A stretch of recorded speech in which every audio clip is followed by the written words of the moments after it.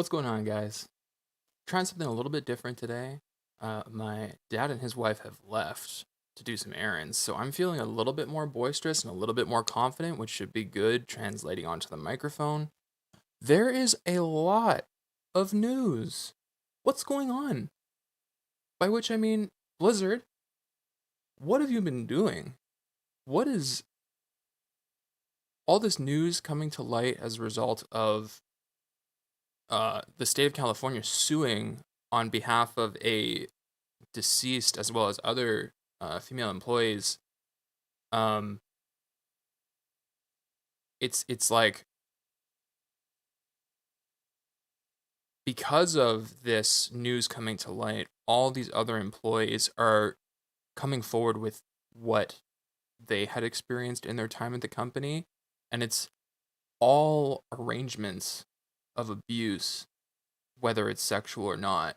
And it just shakes your trust in a brand, in a company, when you see this culture of uh I want to say egotistical men who are in a position of power and don't permit the progress, the growth, the nurturing environment that comes with a great workplace, but instead bully and belittle and punish those who don't have the same fortune as them. It's despicable. It's not how you grow a company, certainly, by making sure that the people at the top are okay and the people all the way down the pyramid suffer. That's how you make a company eventually fall through. Because before you know it, something comes along and people point it out, like the state of California did, and now we're all trying to jump ship. I jumped ship prior to this story just based on the feelings that I had from Blizzard with the way that they decide to treat their customer base. The fact that they think that their company is, A1 AAA gaming and, there's never a miss on any of their games. I disagree. I think there's so much wrong with their business model in terms of how they design games. They don't care about gameplay. They don't care about what the customers want. They care about sustainable profitability, which every business should, especially when they have stakeholders such as investors. But those investors should be aware of what they're getting into in terms of the basis of the company, what the goals of the company are, and that's to make good games, to entertain people. And they're not doing that. So I've got a few videos queued up. They're all via Asmongold because realistically, he's in touch with every single creator there is around the World of Warcraft sphere, besides me. I'm new, I'm small, I'm just kidding.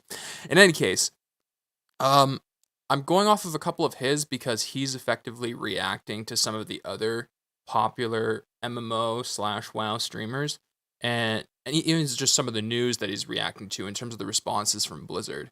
So I figure we'll have a nice little summary where I'll be doing pausing on top of his pausing to make my own comments, and we're gonna get caught up because there's a lot. Let's get started. First of all, I'm in the wrong task, so pushing play obviously doesn't work in that context. Let's get started. Yeah, there's a tweet. Warcraft made a tweet. The tweet says this: a message from the Warcraft team.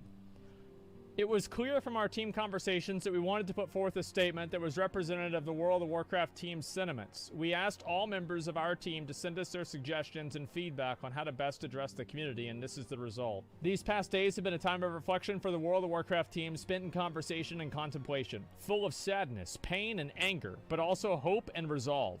As we heed the brave women who have come forward to share their experiences, we stand committed to taking the necessary actions to ensure that we are providing an inclusive, welcoming, and safe environment for both our team and also our players in Azeroth.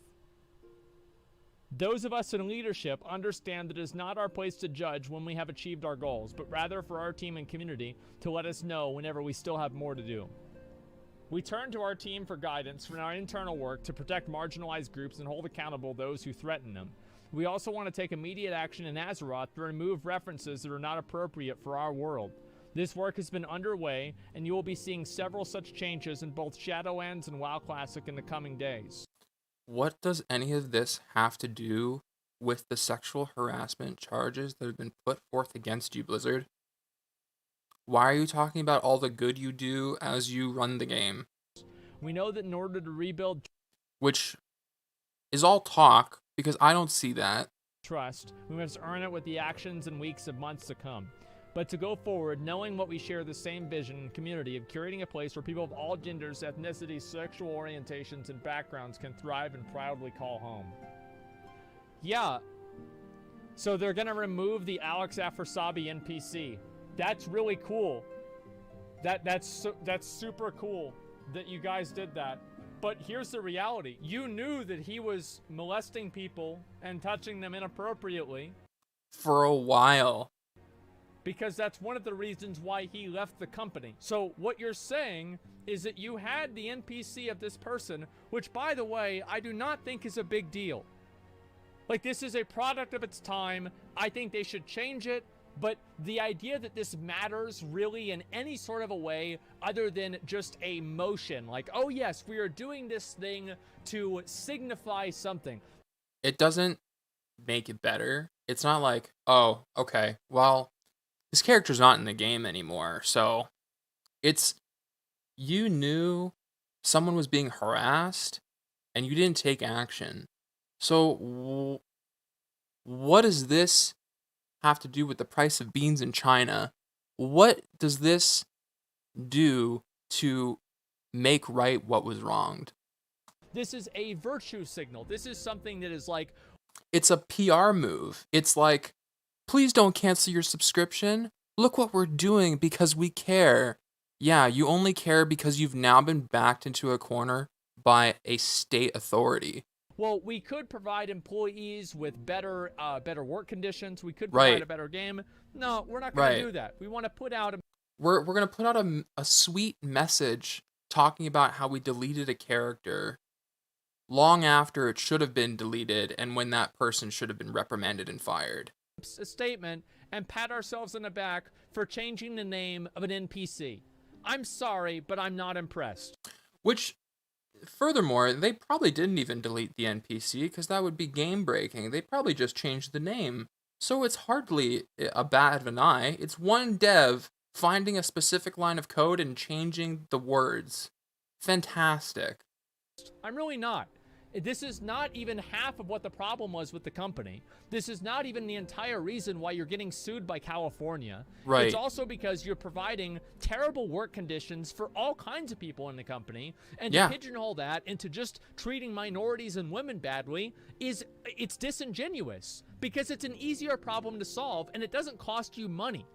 It does not cost you money to treat people fairly, but it does cost you money to actually give these people the opportunity to have a job that they can rely on, and that's somehow the thing that gets omitted from the fucking message. You know what's interesting, though, is that this company probably feels like, well, there are lots of companies that behave this way, and why aren't they being held to the same standard? Not all companies get to be in the spotlight the way Blizzard does. Not all companies get to do fun things like make games. So if you're going to draw that kind of attention to yourself, then you have to conduct yourself differently because you have a greater set of eyes on you. It's just all there is to it. You can't complain about the fact that you're held to a higher standard because you have a larger audience than some other organizations who are potentially larger in profit, granted, but they don't captivate people in the same manner. When you have a dedicated fan base because you're selling a service for an intangible service, an intangible product, you don't get to be afforded the same kind of, who knows what goes on some of these large like companies where there's all sorts of corruption and God knows what. But I digress from the point. The fact of the matter is that they need to make drastic changes into the way that they operate, and it goes beyond the World of Warcraft team. It's Blizz Activision that needs to change. The CEO coming out with an apology, that's nice. Thanks, Bob. I'm sure you were like on a yacht somewhere. Like, there needs to be more action within the specific areas of where it's being affected, and it's at the lower levels. It's not like the top end has anything to do with it. Maybe they were made aware of it, but maybe they weren't made aware of it because at the lower levels in this hierarchy of a large company, people aren't able to speak up. I've been in that position where there was an awful senior manager in a customer service department. She was a bully. She went up to everyone just to make them feel on edge, like they had done something that they shouldn't have, when they were doing exactly what they were trained to do every time. We were all consistent, we all worked hard, and she just loved giving everybody a fucking hard time. And any time that we had our meetings, which were getting cut shorter and shorter by the week, our 5-minute fucking meeting to discuss the latest updates, we don't even get to ask questions. We don't even get to say, hey, what's going on with this new policy? We just gotta fucking, okay, yeah, we kind of retained that 5-minute blurb of information you just barfed on us, but I guess we'll send you an email with questions that you won't respond to for the foreseeable 3 to 5 weeks. I fucking hated that job. I'm going off on a tirade right now. I apologize. Let's go back to the video. We don't care. I don't care. I can't say we. I don't care. I don't care game either. To be good, and I want the people that are in the company to fucking. I remember as early as last year, looking at jobs for Blizzard, trying to figure out what it takes to become a developer, a game designer, what have you. Looking up the credentials of what they were asking for so that I could potentially pursue that and go for a company like them, if not them. I don't want anything to do with that company now. Are you kidding me? To be put in the position of how some of those employees must feel right now, people who were probably upstanding citizens, the most wonderful people on earth, the salt of the earth, who probably work there, and are now being typecast as a result of affiliating with a brand like this. Not be in the company if they knew about this. Like, if they were okay with it, if they're doing it. Like, it's not complicated. You don't need to put out a message. There is a clear solution. Make the game better and get rid of the sexual abusers. Holy fuck, how hard is it? It's performative allyship. Yes, this is they're using this as a fucking shield for their bad business practice and bad work environment. I understand that you're trying to do a good thing. I get that you are trying to do a good thing. But you're trying to make a good system with 9.1 fucking assaults too. And you failed, just like you failed with this too. This is virtue signaling. Wow, congratulations. You're removing an NPC. Why don't you remove the people? You had the NPC in the game for at least a year. Whenever you knew he left, you knew he did this bad stuff. Yep. And you kept it in the game. You only care now because people are talking about it. They deleted Swifty's character faster than this, and they only knew about that for 1 day. Isn't this admittance of guilt? Heeding brave women who come forward? Nah, bro, they're just like, and this is, again, it's 4 messages with different, like, we heed the brave women who have come forward to share their experiences, stand committed to taking the actions necessary to ensure providing an inclusive, welcoming, and safe environment for both our team and the players in Azeroth. Yeah, nobody doesn't want a safe team. And if you care so much about this, why is it that people keep coming up with fucking problems of other people sending them death threats and harassing them on multiple characters, and Blizzard can't seem to do anything about this? It's because they don't care. Yeah, they only care when it's cheap. Right. They only care about this stuff when it's affordable. Cheap. And I think that's what's so frustrating to me about it. And their standard of affordable as a multi-billion-dollar company, maybe it's just multi-million. I don't actually know the numbers at Activision Blizzard, but you can imagine. Is to see these legitimate real issues co-opted by a soulless corporation and an incompetent development team, and then used as a shield to protect themselves from the legitimate fucking harm that they're dealing. You know what's interesting? We've talked a lot about the incompetent development team, and while I do think that there are some cases where that's true, there might be some developers on that team who don't really play games, who don't really play World of Warcraft, who don't really understand or have a connection to the fan base to know what they want because they're trying to avoid toxicity. So I can sort of agree with that statement. However, when we talk about the working conditions that exist at Blizzard, and then we talk about development of the game, can you imagine some of the pressure that lead developers and then the developers under that lead developer must feel? Because I'm sure the lead developer probably loves games, probably wants to make a good game, but is being imposed upon by some suit who's telling him, listen, you fucking nerd, we gotta make money. So if you don't do designs that are gonna earn us sustainable profit over the long term, and you can't present to this board meeting about how we're gonna be able to make profit over the next X quarters, then you're fired. And so he has to then take that, swallow that heavy pill, and then go back to his dev team and tell them, we're going to do our best to make a great game while meeting the demands of our stakeholders. Like, I can't imagine what it's like to be a dev in a big company like that, where you're forced to just undergo strenuous abuse consistently. Just stop talking about it. Just do it. You know, like, this is just the same do thing it! with, like, the Chromie thing. Nobody cared if Chromie is like, it's a male dragon but a female character. Nobody cares about this, right? But you go and you make post after post patting yourself on the back that you've created a character that ticks a diversity box. Like, this is a big fucking deal. I didn't even realize that was a thing, but now that I think about it, Chromie was one of those golden dragons in Daenerys, right? And then became this little gnomish girl on an hourglass in Stormwind. Anyway. Yes, please, by all means, go ahead and do that. But if you want to do that and then try to pat yourself on the back, this is this self-aggrandizing virtue signaling that people are fucking tired of with Blizzard. Like, J. Allen Bratt goes on, and he has the audacity. How do they, let me ask you something. How do they treat the LGBT people over in China? How do they treat them over in China? Not too good. Nope. But somehow he has the audacity to go and talk about how we messed up without even naming the person Blitzchung, without even naming the place Hong Kong, without even naming any of it, while he's wearing an LGBT flag to deflect from criticism that he would have gotten if somebody wore that over in China. I wonder what the fuck would happen. It's just so pathetic, man. I'm so tired of this trash. This performative activism, using legitimate issues as a shield for your bad work environment. If you believe in something, stand up for it. Don't make a show of it.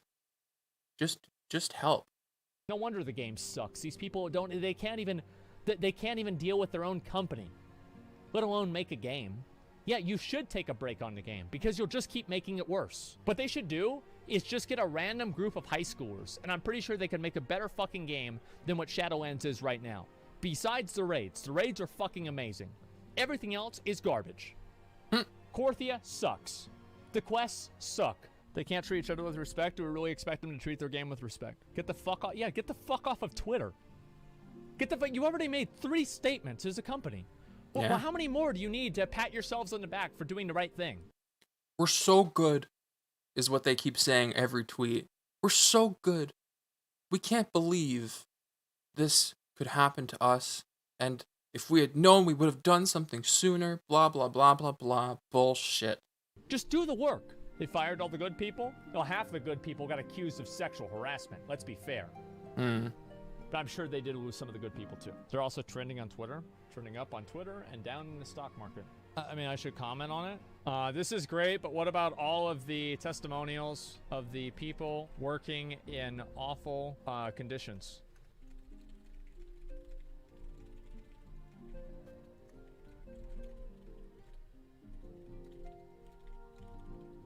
Okay.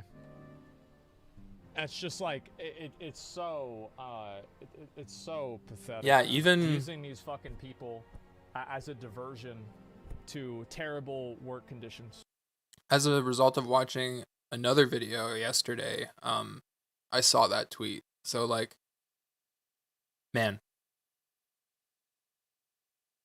I don't trust Blizzard anymore, and so all the things that I felt prior to something as drastic as this occurring, the disappointment, the frustration, the feeling like I didn't have a place in the game because I was caught in this place of not being hardcore enough, but still being considered like too casual. So now I'm just feeling almost relieved, but I'm also deeply saddened that like I've almost abandoned ship and left behind, all these friends who still want to enjoy this product, but it's almost I get the same feeling about uh think about fans of Michael Jackson.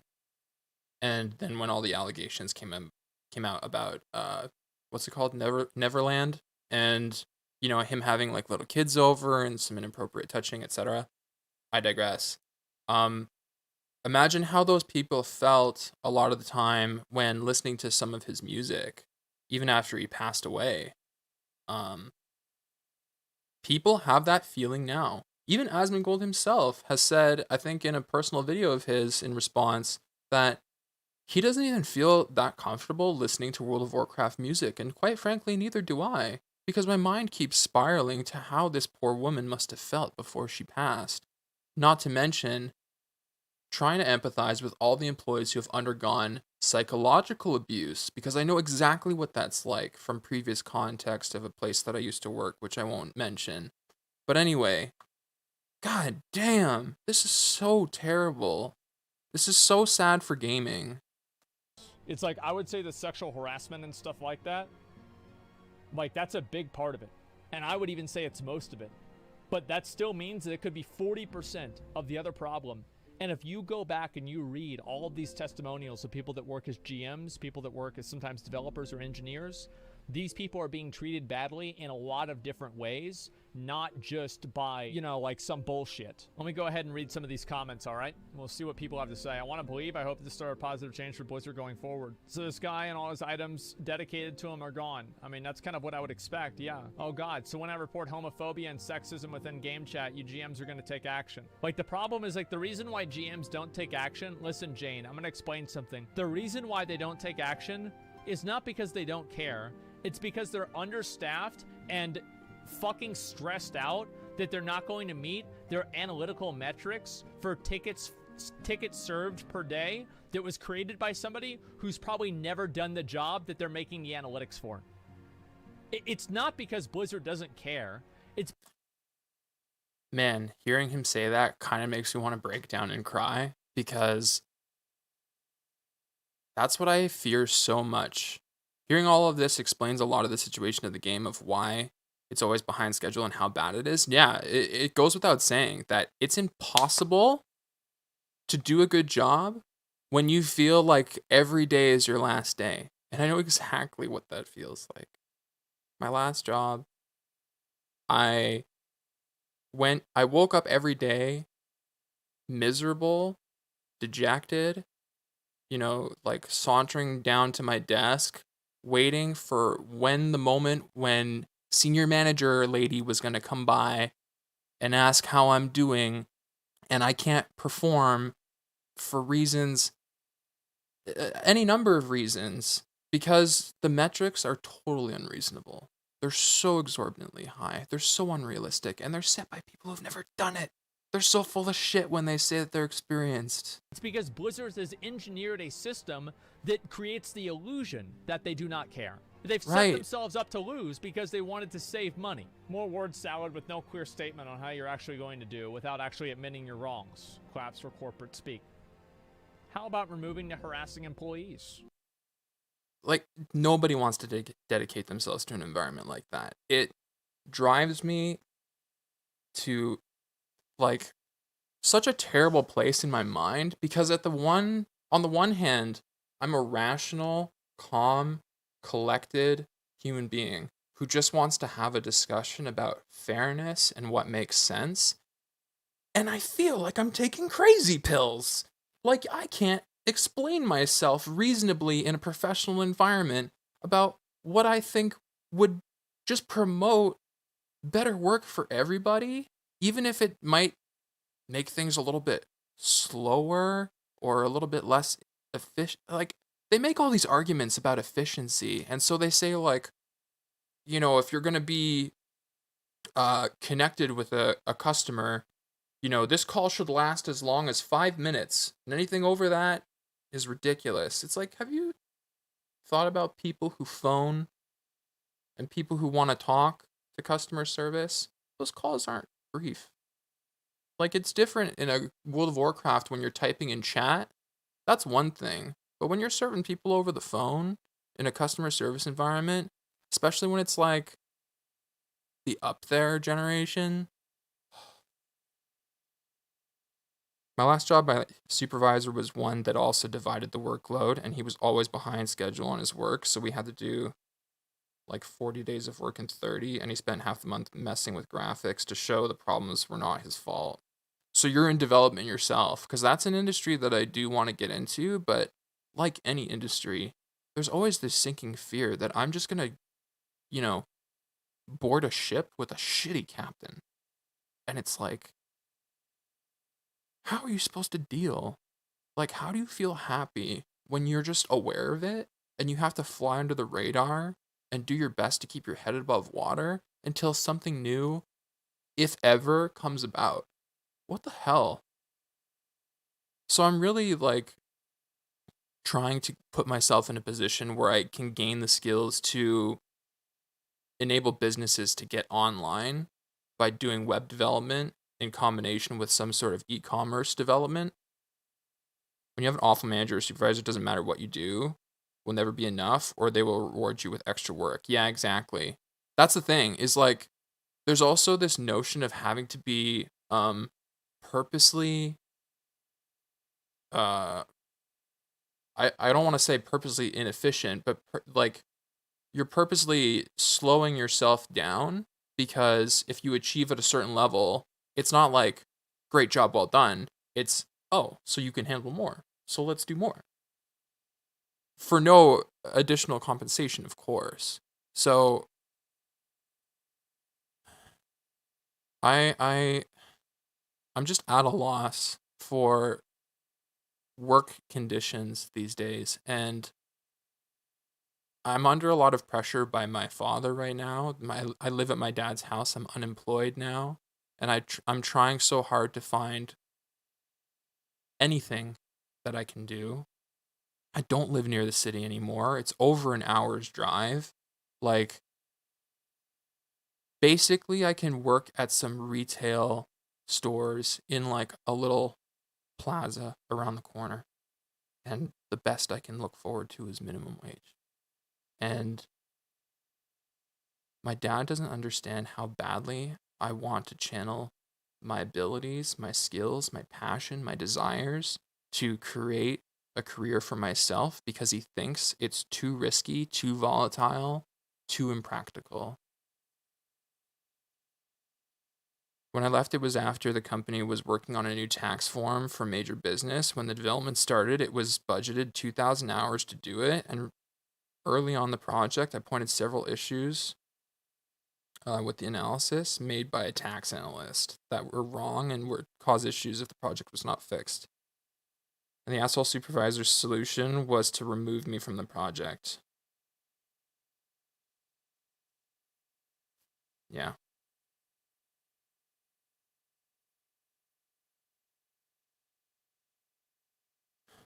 I'm sorry, man. They need to spend almost 7,000 hours to finish it. And of those 7,000 hours, I worked maybe 20 on it. Yeah, so I mean, that's what I find is my biggest gripe with, I understand this notion of job security and getting into a big company so that you can feel like you're going to have a job for a really long time. But what happens when you're in a position where you have the know-how to say, this doesn't look right, I should say something. But the way that you're meant to behave is you need to nut up and shut up, because I don't care if you think it's going to take 10,000 hours. I say 2,000, now get to work. And then even if it does take 12,000 hours, You don't get to say, I fucking told you so, promote me, bitch. You just get to keep fucking toiling away with fucking idiot captain. It's so wrong. It's so politically driven in some of these organizations that I fear for my sanity. I fear for my happiness. Ugh. When they went to try to find them, the causes of the problem, the supervisor wanted to blame me, but you worked on barely any of it.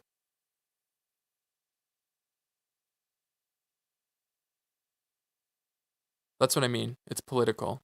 So, that being said, the project wasn't going the way it should, and I guess if it was a small enough team, it's like, who's the weakest link? And just because he had that disagreement with you, he wants to name you as the weakest link, even though there's no leg to stand on with that argument when you look at the print. Ugh, that's frustrating, man. I'm sorry. What about the domination sets? Clearly not the fucking time for that. I mean, but it is, though, in a way, right? It's like, again, nobody should have to feel like they have to give a shit about what Blizzard's internal problems are. These are people paying for a product. Like, if you go and you pay for a hamburger at Five Guys, you bring $200 so you can afford one. You buy the hamburger at Five Guys, and then the cook gets a headache halfway through the fucking hamburger, and you only get a hot dog, or you don't get a hamburger at all, and then you complain about it. You're not an asshole because you want your fucking hamburger. That's what you paid for. Yeah. Thanks so much for the follow, man. I appreciate you. It's nice to have somebody to vent with a little bit because they understand the experience. And it sounds like you're in the industry that I would like to get into. And I'm not sure how competitive it is with where you're at compared to me in Canada. But the way I see it is that if I spend enough time and dedication understanding code, understanding how to implement and design solutions for businesses, small, medium, maybe someday large, then I have a real shot of putting myself in a position to make work for myself. Because I don't want to be trapped in one of these companies that treats me like absolute garbage and pushes me to a place that I don't want to be psychologically. I want to be happy with the life that I have. And I feel like the only way that I can do that is if I have more control over how I live that life. And the biggest problem is that I'm constantly undergoing my dad doesn't understand that, but he's bullying me in the way that he thinks his way of life is the most practical, the most correct way to live, and he prescribes that. And if you don't follow that, then you're crazy and you're not thinking straight and you need to be parented. I'm 29 and I'm still being parented by my dad to this day because I'm in an unfortunate situation where I rely upon him financially. I don't have money. I can't get my own place. I don't have a consistent form of income. So what I'm trying so hard to do is to prove to him that I can make it on my own if you just give me a shot and the support that I need to do it, because it takes time to grow. Whether I want to do entertainment as a streamer and talk about the things that I'm passionate about and promote and create a community of people who are just like-minded and understanding, or if I want to be a developer and create business solutions, or if I want to be like a game designer. I always have had the dream of making my own game. It's so far in the future in my mind, but it's always there as this dream. Potentially a virtual reality game, in my opinion. But I don't even have a virtual reality system myself. Like, there's so many steps to take to get to where I want to go in my mind of this dream world. And like, it's just a matter of taking the steps and figuring out how to get there. In any case, I've been ranting a whole bunch. You're from South America, and there are upsides and downsides to working in big companies. I would not start into development trying to get into business solutions. So it's specifically the e-commerce route that I'm choosing, you wouldn't recommend that path? It doesn't matter how good your software is, you can't sell it. I guess, and I don't know if this is a thing that I could do or not viably, but more so what I'm saying is, let's say Amazon Web Services and or Shopify, those are two big players. And understanding the ins and outs of what they have to offer in terms of resources, tools, solutions, and being able to take someone who knows absolutely nothing about that and present them with the arrangement of tools that they need specifically for their desires, and then paying me as a result. I guess it would be more like a consultant of sorts, is what I'm aiming for.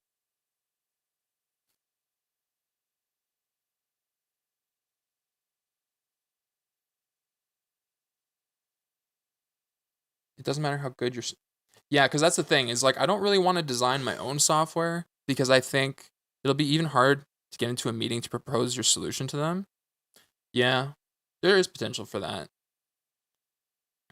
I think I'm aiming for like much smaller businesses, like people who want to go online and, just start selling t-shirts and stuff like that, but they don't have the time or the technological know-how to get themselves online. Or maybe they have an existing product and they just want to get a website and put themselves online, like quite simple jobs where I wouldn't be, like my aim isn't to become a millionaire, but just to be my recommendation is to get experience by doing small apps like games and stuff. Yeah, that is what I'm aiming for. The first thing I'm doing is building my website because I want to have essentially like a virtual resume that I'm engaged with and enjoy uh up updating with anything that I might be working on, including such a game. You think I should make a raid Shadow Legends? Oh man. So it would be like an idle game. So you mean like a game that plays without input?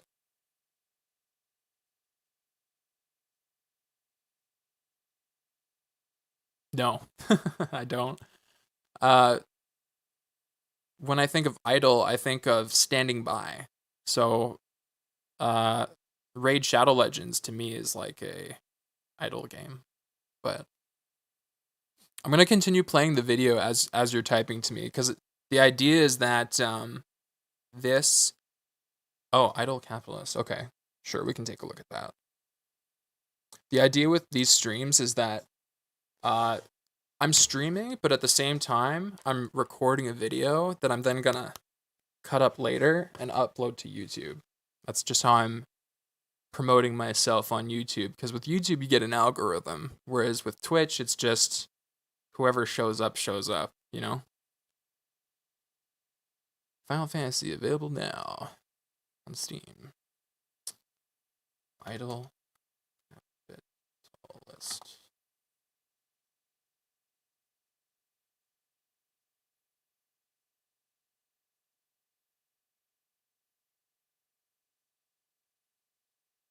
Oh yeah, Clicker Heroes. Sure, sure.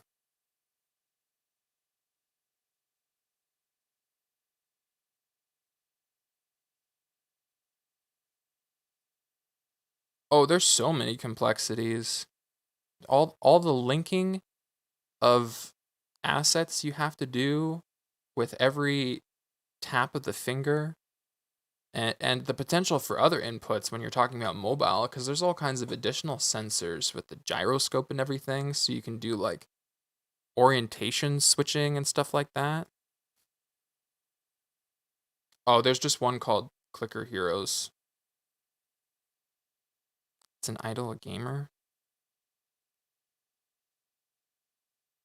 Well, I searched idle capitalist in Steam, but idle game.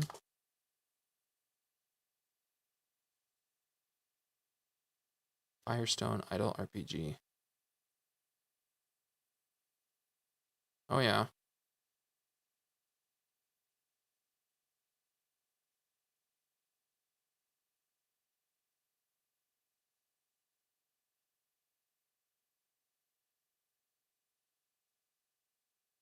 Oh, that was the first one that I saw. Okay, Adventure Capitalist.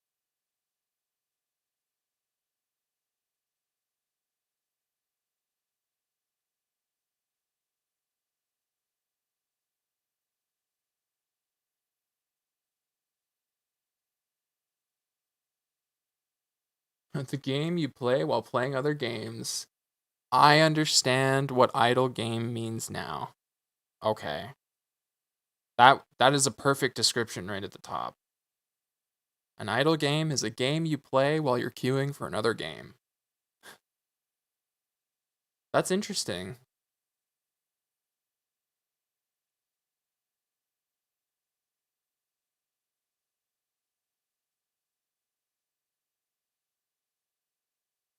So the idea is that you're just investing in venture capitalism. That's cool.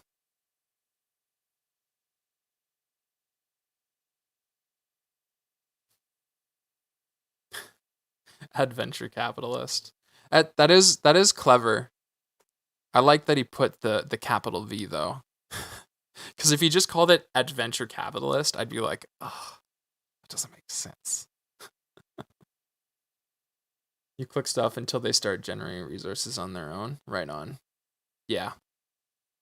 Yeah, and you hire employees, and like over time, your company just keeps growing, and then every time you come back to it, there's a little more growth, and you can pick some new stuff, and that's cool.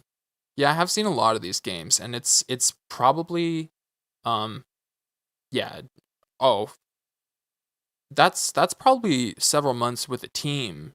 If I personally tried to make one of these by myself, it'd probably spend like 2 years. Jeez, take me forever.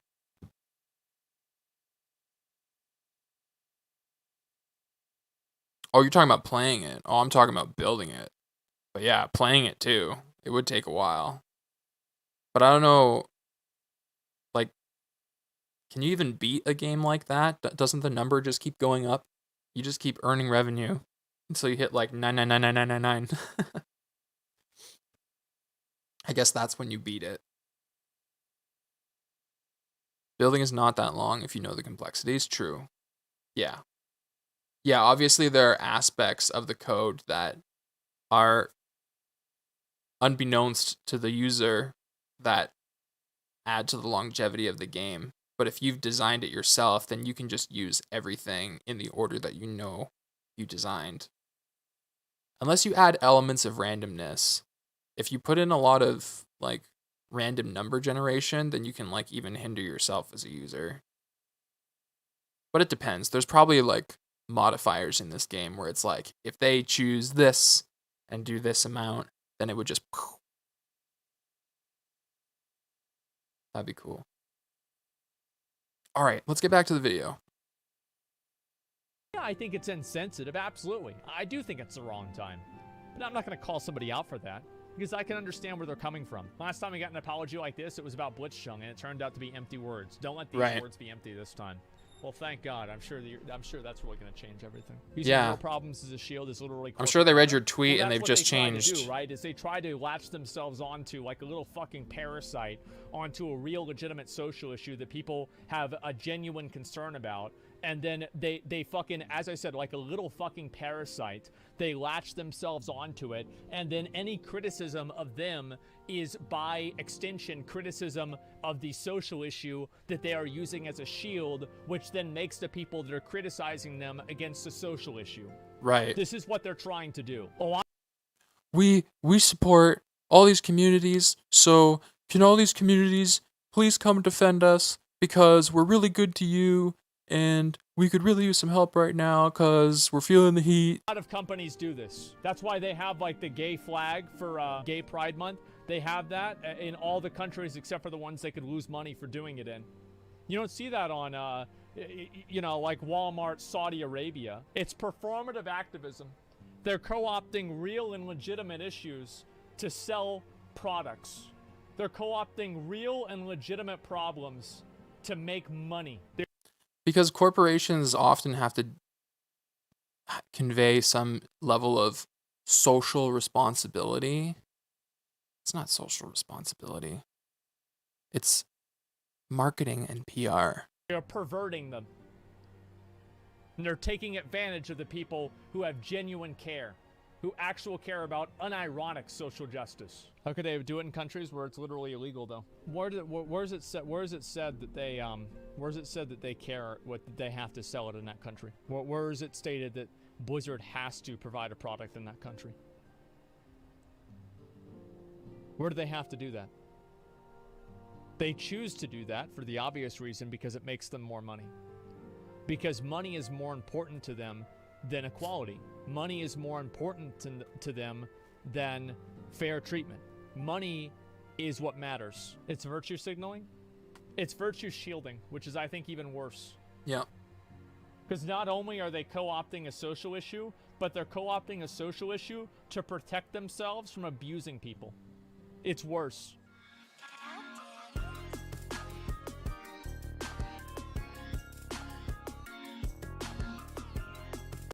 He kind of worded that wrong. He said to protect themselves from abusing people, but I think what he meant was to protect themselves from the fact that they have abused people. Did you see the Bobby statement? Yes, of course. Bobby Kotick, the individual who was in Jeffrey Epstein's Black Book, and also, as far as I know, has settled sexual harassment cases himself, has made a statement decrying sexual harassment. Imagine that. And yeah, he's got a lot of experiences in it. Speak of the devil. Yeah, listen, wow. The funny thing about it is that I read a little bit of it, but I didn't really read a lot of Bobby's statement. So we'll look and see what this is. Okay, here it is. Activision Blizzard CEO responds to lawsuit, calls their initial response tone deaf. This has been a difficult and upsetting week. I want to recognize and thank all those who have come forward in the past and recent days. I appreciate your courage. Every voice matters, and we will do a better job of listening now and in the future.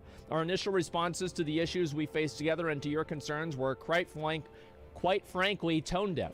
It is imperative that we acknowledge all perspectives and experiences and respect the feelings of those that have been mistreated in any way. I'm sorry that we did not provide the right empathy and understanding. Many of you have told us the right outrage comes from caring so deeply for the company, that so many people reached out and shared thoughts, suggestions, and highlighted opportunities for improvement is a powerful reflection of how you care for your communities and colleagues and players and each other. Ensuring that we have a safe and welcoming work environment is my highest priority. Oh, that's good. I'm glad about that. The leadership team has heard you loud and clear. We are taking swift action to be the compassionate, caring company that you came to work for and ensure a safe environment. There is no place at our company for discrimination, harassment, or unequal treatment of any kind. We will come and do anything possible to make sure that together, we will build and improve the kind of inclusive workforce that's essential to foster creativity and inspiration. That's what I was talking about myself. I asked the law firm WilmerHale to conduct a review of our policies and procedures to ensure that we maintain best practices and promote a respectful and inclusive workplace. I think another reason why obviously he wants to have this law firm talk about it is because he's consulting them as to whether the policies and procedures that is included in the TOS, basically in the code of conduct of the company, will be enough to grant the company plausible deniability should future lawsuits occur and the company be implicated in those lawsuits. So it's important to keep that in mind too. So let's go ahead and we're going to talk. We're going to contact our lawyers to make sure that this doesn't happen to us again. About the rest of this too. This work will begin immediately. The WilmerHale team is led by Stephanie Avican, who's a member of management team at WilmerHale, recently director of the United States Securities and Exchange Commission, Division of Enforcement. That's nice. Let's see here. We encourage anyone with an experience you believe violates our policies in any ways or made you uncomfortable in the workplace to use any of our many existing channels for reporting or reach out to Stephanie. Her team at WilmerHale will be available to speak with you on a confidential basis. That's good. I mean, this is absolutely a good thing. Like, hiring a third-party law firm to handle this is probably what they should have done 10 years ago. Like, this is This is smart. Many companies outsource a lot of their like actual legal concerns to a third party like this. And another example of this is a lot of large companies and even very, very rich individuals. I'm talking like Donald Trump, like George Soros, these types of like, Bill Gates, etc. They will hire teams of accountants and accountant firms to audit them. They will hire these companies to audit them because it's cheaper to be audited by these companies than to be audited by the IRS. Right. So that's basically what it is. Your outreach will be kept confidential, of course. No retaliation will be tolerated. We're committed to a lasting change effective immediately. We will be taking the following actions: employee support. We will continue to investigate every claim and not hesitate to take decisive action. To strengthen our capabilities in this area, we are adding senior staff with other resources that we can put both the compliance and the employee relations team. Listening sessions. We will be creating safe spaces moderated by third parties for you to speak and share ideas for improvement. Personnel changes. We are immediately evaluating managers and leaders across the company. Anyone found to be impeded of the integrity of our processes for evaluating claims and imposing appropriate consequences will be terminated. Hiring practices. Ensure they have diverse candidates slates for all positions. We will be adding compliance to ensure that our hiring managers are in fact adhering to this directive. In-game changes. Some of our in-game content's inappropriate. Right. Okay, so the funny thing about this is that obviously everybody hates Bobby, but this is the best response that they've had. Like, if this had come from if this had been the first thanks blah blah Bobby one that they've had, this is the best response. We are sickened by the reprehensible conduct of the Department of the California to drag the complaint of tragic suicide of an employee whose passing has no bearing whatsoever on this case, and with no regard to her grieving family. I wonder what her family wants more. I wonder if her family wants to have justice for the people that caused their daughter or their mother or sister to kill herself, or they want it to be swept under the rug. Yes, how absolutely reprehensible to not sweep this under the rug. When I talked with Bobby about taking his job, one of the first things that I mentioned was a revered saint of the Brack household, Gloria Steinem. I don't know who this is. I'm gonna be who is Gloria Steinem? I don't even know who this is. American feminist journalist and social political activist who is nationally recognized as a leader of an American spokesman movement. Okay. So, all right. Okay. I don't know really what to say. It's kind of random. The Activision companies of today, the Activision companies that I know, are great companies with good values. When I joined the executive leadership team, I was certain that I was joining a company where I would be valued, treated with respect, and provided opportunities equal to those afforded by men of the company. She came in. Wait, she came in 4 months ago. Wait, she's been in there for 4 months. Wow. Jeez. We also want to take immediate action in Azeroth to remove references that are not appropriate for our world. This work has been underway, and you will be seeing several such changes in both Shadowlands and WoW Classic in the coming days. But here's the reality. You knew that he was molesting people and touching them inappropriately, because that's one of the reasons why he left the company. I'm sorry, but I'm not impressed. I'm really not. Because here's what it is. There's no fucking like, oh, well, this isn't our fault, like it's somebody else's fault, like, oh, it's whatever, right? Because like ultimately he is the CEO, like it's his fucking responsibility. This son of a bitch is getting paid fucking $150 million bonuses. You take some goddamn responsibility for the fucking company, okay, Bobby? Seriously, yeah. And he did it. He did. He's taking responsibility for the company. He didn't. This is why he gets paid, what is it, $8 million? Write it? Well, yeah, but you could say the other ones didn't write theirs either. I mean, that doesn't mean anything. Like, the people that he had write his were better than the people that they had write theirs. I mean, what do you want me to say? So all I'm saying here is that this is the kind of response that I think is good. And the reason why I don't think it's necessarily, it is, of course, all of this is PR. Let's be honest, it is all PR. However, he is clearly stating problems and solutions. This is changing, that is changing, this is changing, this is how it's going to change, and this is who's making the change. This is exactly how you want to go about a problem. Yeah. Like, unironically, Bobby is giving a good answer.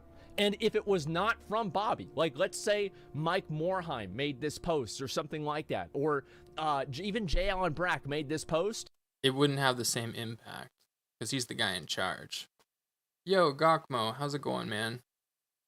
I'm going over all the news that has come about as of, the last, what was it, been over a week now? I'm doing good. I'm just, I'm in a different spot. I don't play WoW. I'm honestly just not going to play anymore. And it has nothing to do with this. This is all just like very compelling stuff that came about as a result. But I'm just not having fun. I'm constantly frustrated, annoyed, and the things that are happening, like, forget about this situation again. The bots, the gold buying, the WoW tokens, the store, everything that felt like really sacred and cool and took time and effort and achievement and it was fulfilling feels like you're going to go through that whole process, and then when Blizzard feels like they're not making enough each month, then they're just going to make those things that were really hard really easy, and then my achievement and fulfillment will be diminished if not gone. So what's the fucking point? It's already been done 15 years ago. It's all well documented. What am I achieving for myself other than forking over X amount of dollars to Blizzard? There's no fucking point, in my opinion.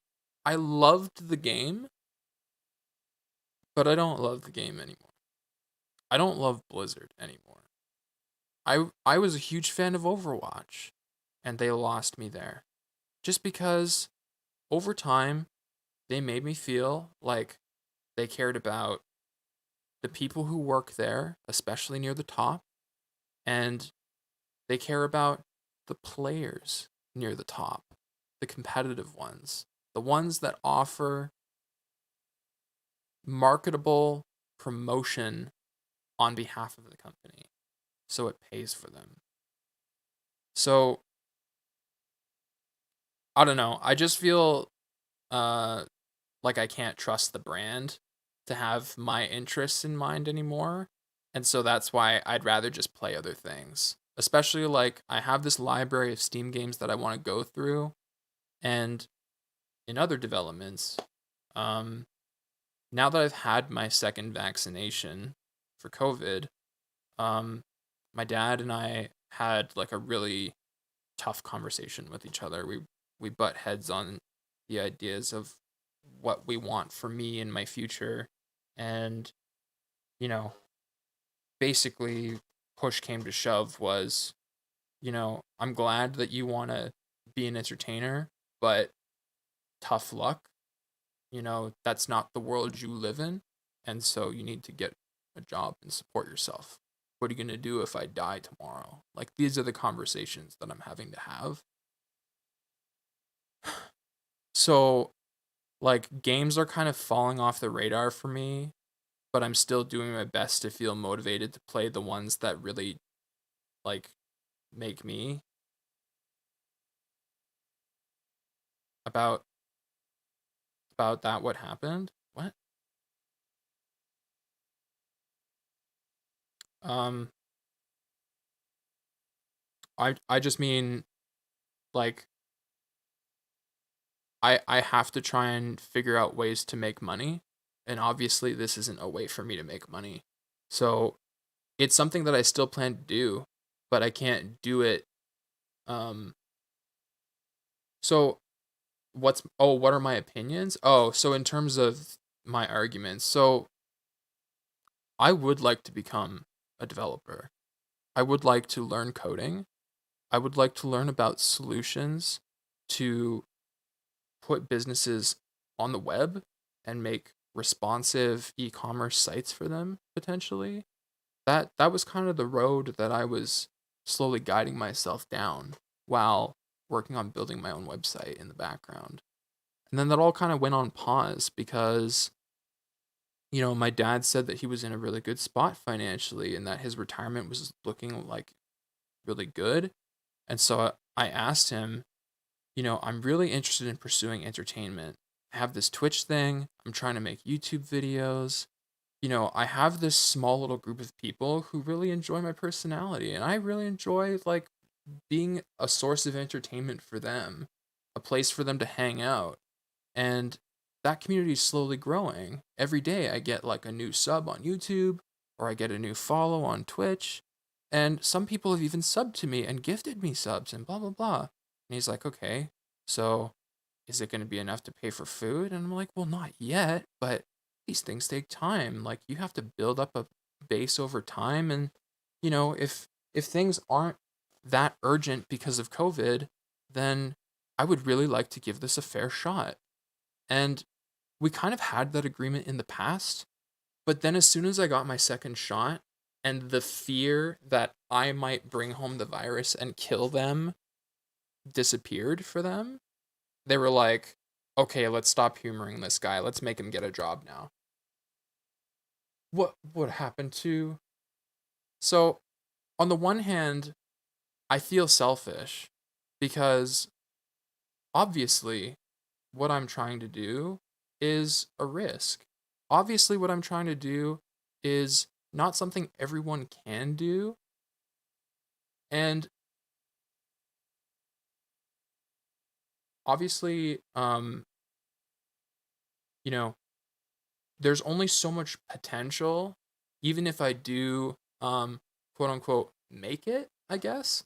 But I guess the problem is that I'm trying to just be a human on Twitch and not one of these, yo, what's going on, guys? Like, everybody hop into the channel and let's start the hype train. Let's get those subs going. Hit that button, folks. Like, that's just not my personality because it feels ingenuine and it feels like I'm baiting people into spending money they don't have.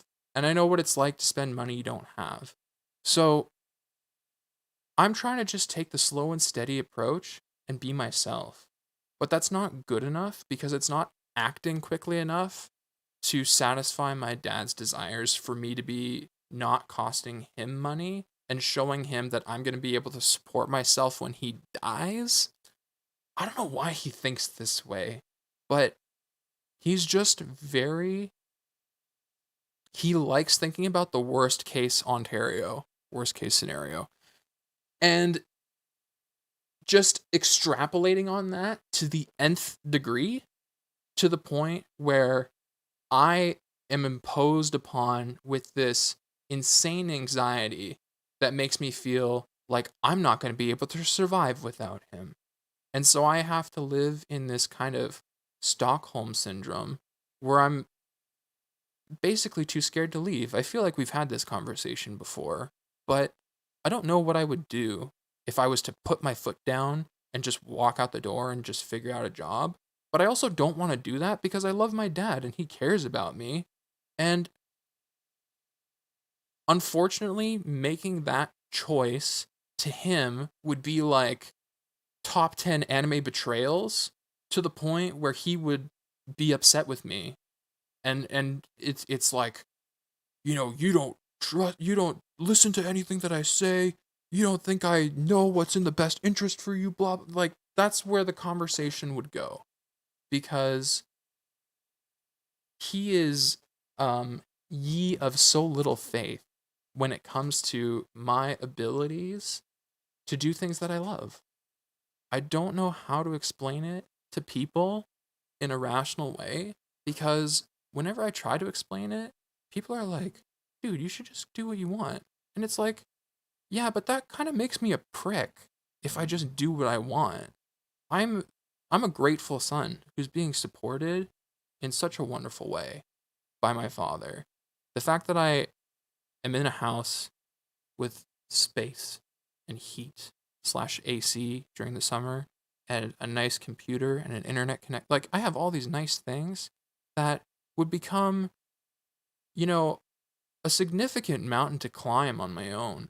And I'm just not in a position in this capitalist world where you require like a very healthy, bolstered resume to get anywhere in life, and I just don't have that. So all I have is my personality, my word, and the best that I can do with whatever that I try to do. You can earn some money and then go out. I'm kind of sure that's what he wants as well. And that is what he wants, ultimately. He's like, just get something while you're trying to do this thing that you're doing. And I'm like, fair, but I don't really want to like show you where I live. And I'm not trying to make excuses, but there's not a lot here. It's not where we used to live, where there was like a very healthy, like public commuting infrastructure where I could just hop on a bus and there's like 60,000 jobs on the bus line. I've got like a couple plazas to choose from. There's like a couple businesses out of those couple plazas that are hiring. And they're not exactly looking for the guy who has his university degree at 29 and is aspiring to be a fucking developer. You don't have to go work for someone else, to be honest. I mean, that's kind of my point, is like, I would be happy to just take a job nearby if I happen to get hired at one, but I would prefer if he just let me focus on becoming an entrepreneur and earning money myself. Because there are so many ways to have side hustles now. I could do web development, I could do game design, I could do Twitch, YouTube, Fiverr, fucking Rev.com. I think I told you about this. I signed up for Rev.com. I've actually done a couple captioning projects and I've actually been rated pretty good on them. So, like, if I want to make a couple extra bucks there, why don't I do that? Well, so it's not that I can't do that.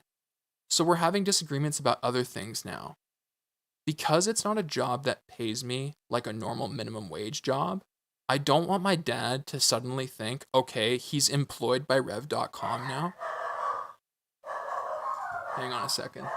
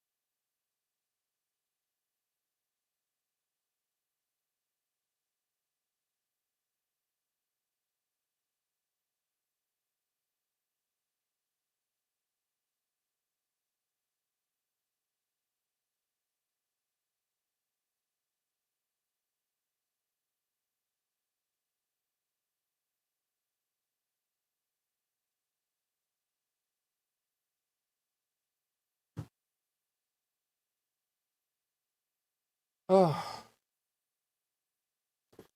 sorry. So the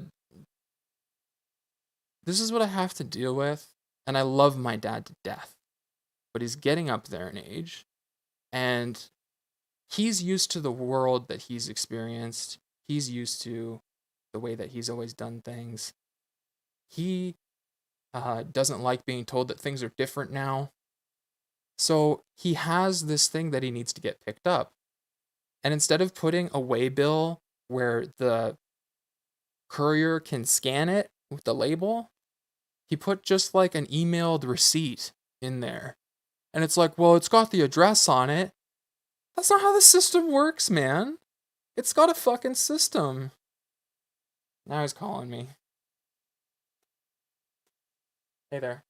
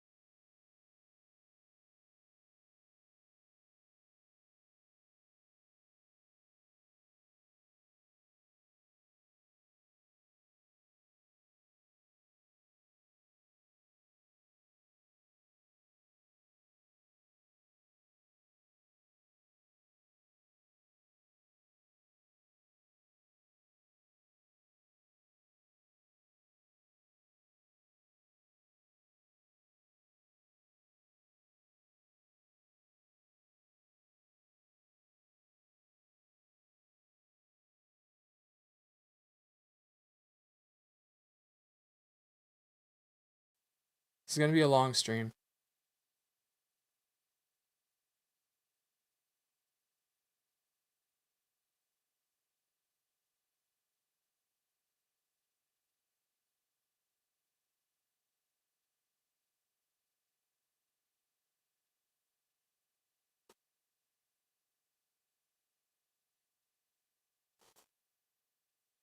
Sorry about that, comma.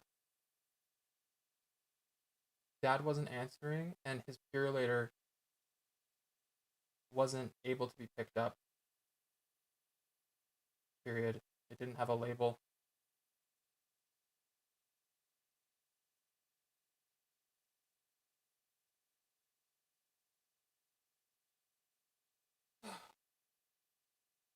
I'm not even done yet. Like, I just wanted to watch videos, man.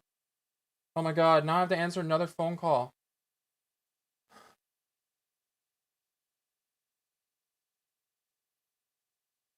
Hi. Okay, did you print it? No, I'm still doing the task, so I was hoping you would just text me the other thing that you wanted. I don't want anything. Oh, I okay. said if you want another envelope, and then I explained in detail. Oh, got the it. envelopes are in the garage. Oh, no, I can use the same one. I just have Okay, to put... bye. Bye. Okay. I was just distracted, because I get distracted. I can't be, like, trying to manipulate a web browser and perform a task for him while he's discussing something in my head. And he can't do that either, but he gets frustrated that I can't do it. Ugh. I'm just a complaining Cameron today. I'm sorry.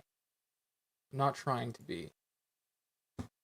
Why you have to make things so complicated? I see the way you're acting like you're somebody else gets me frustrated. Life's like this. You crawl on your phone, you take it, you break it, you get turn it into honesty and promise. You're never gonna find it faded. Oh no. That's how I feel. All right. Fuck. Of course I don't have the printer loaded.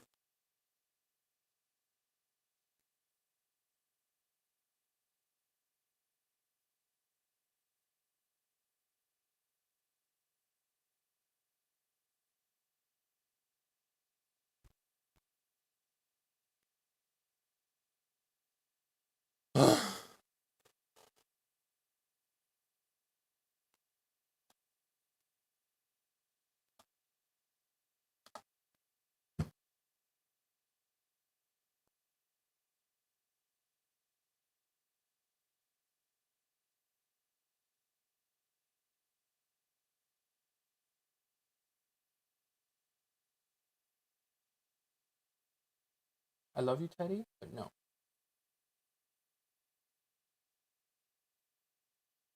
How the fuck?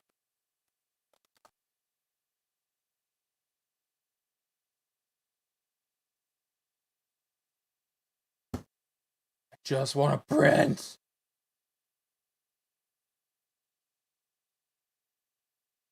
Let me in.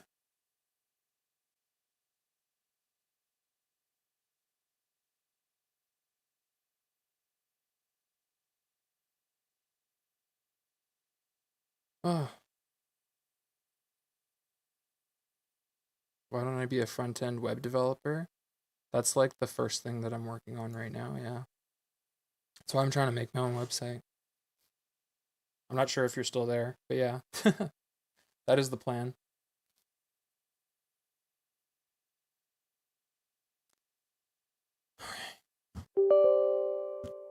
Yes.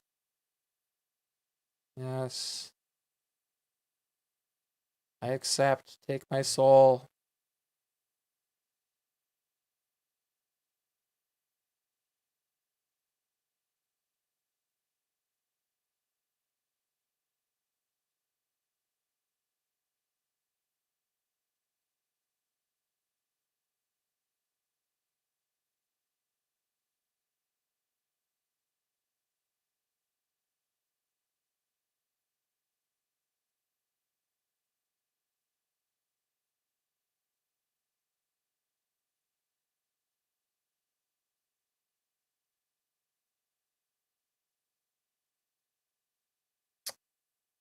How do I... Why? Just fucking...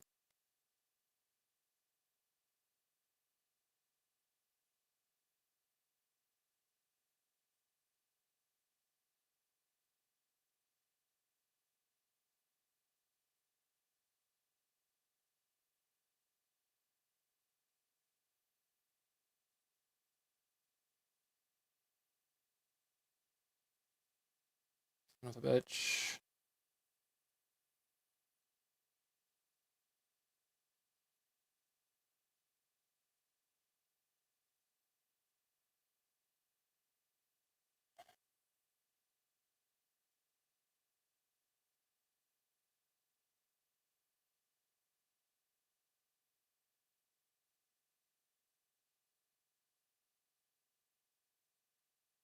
Daddy.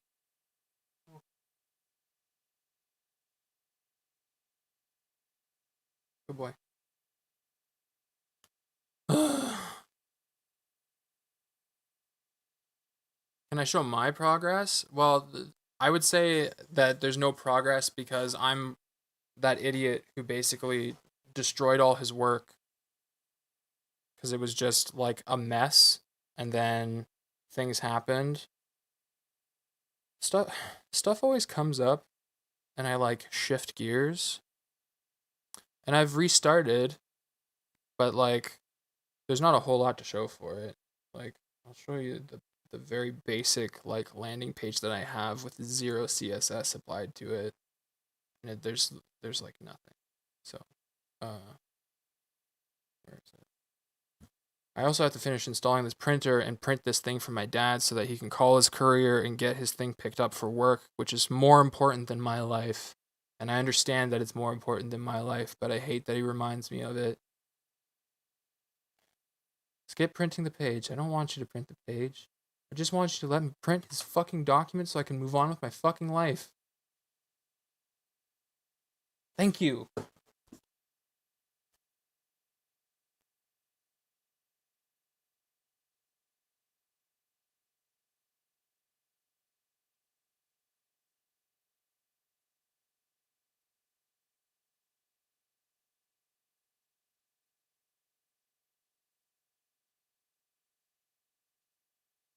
Why is it not sending?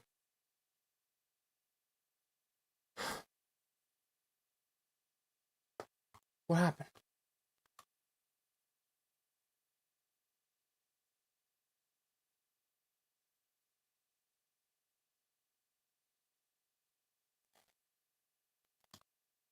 I don't care. Just fucking print, please. For the love of God.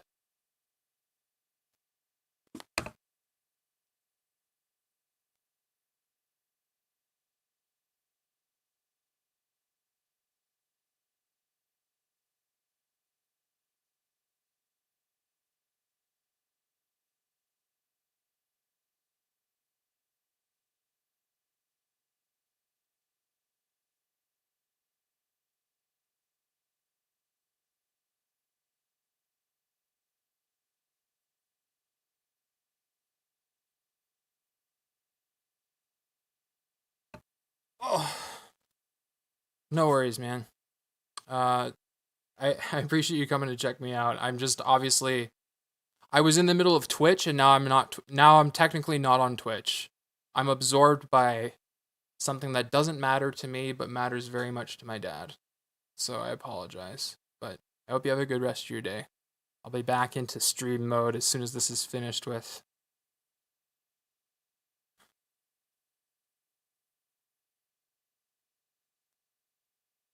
Why isn't it printing?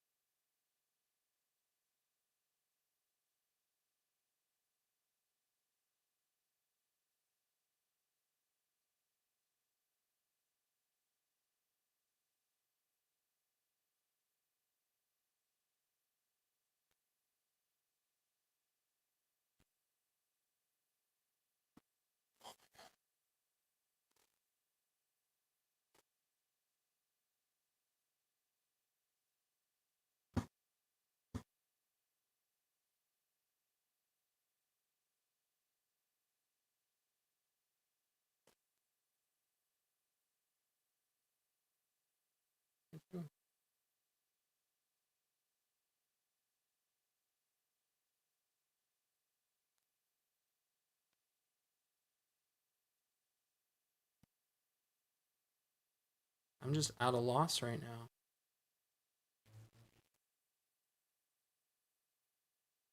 Why can't I print this? I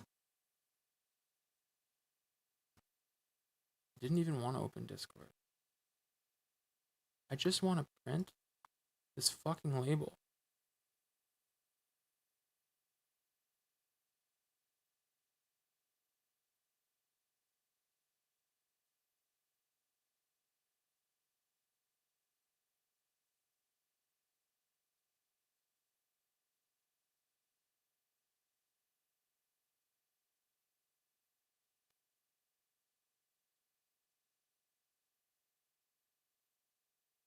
I don't know why it took 3 commands to issue 1.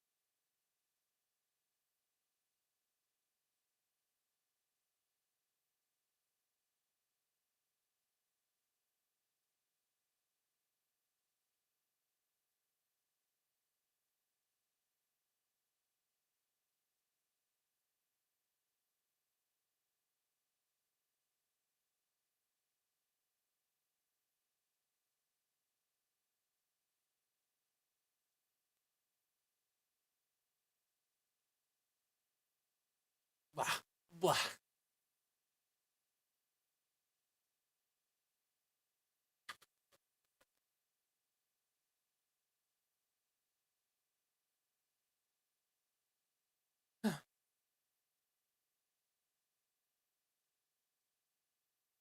Alright, lapdog. Ugh. Close that. And I don't even want that open. Don't want that open. Don't want that open. Okay.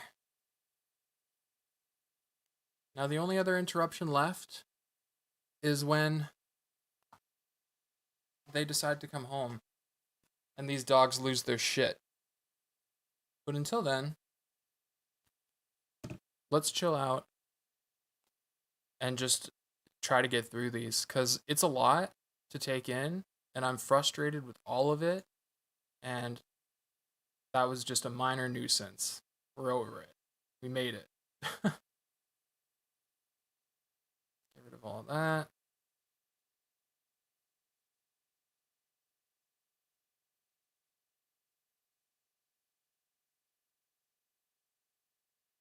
Alrighty.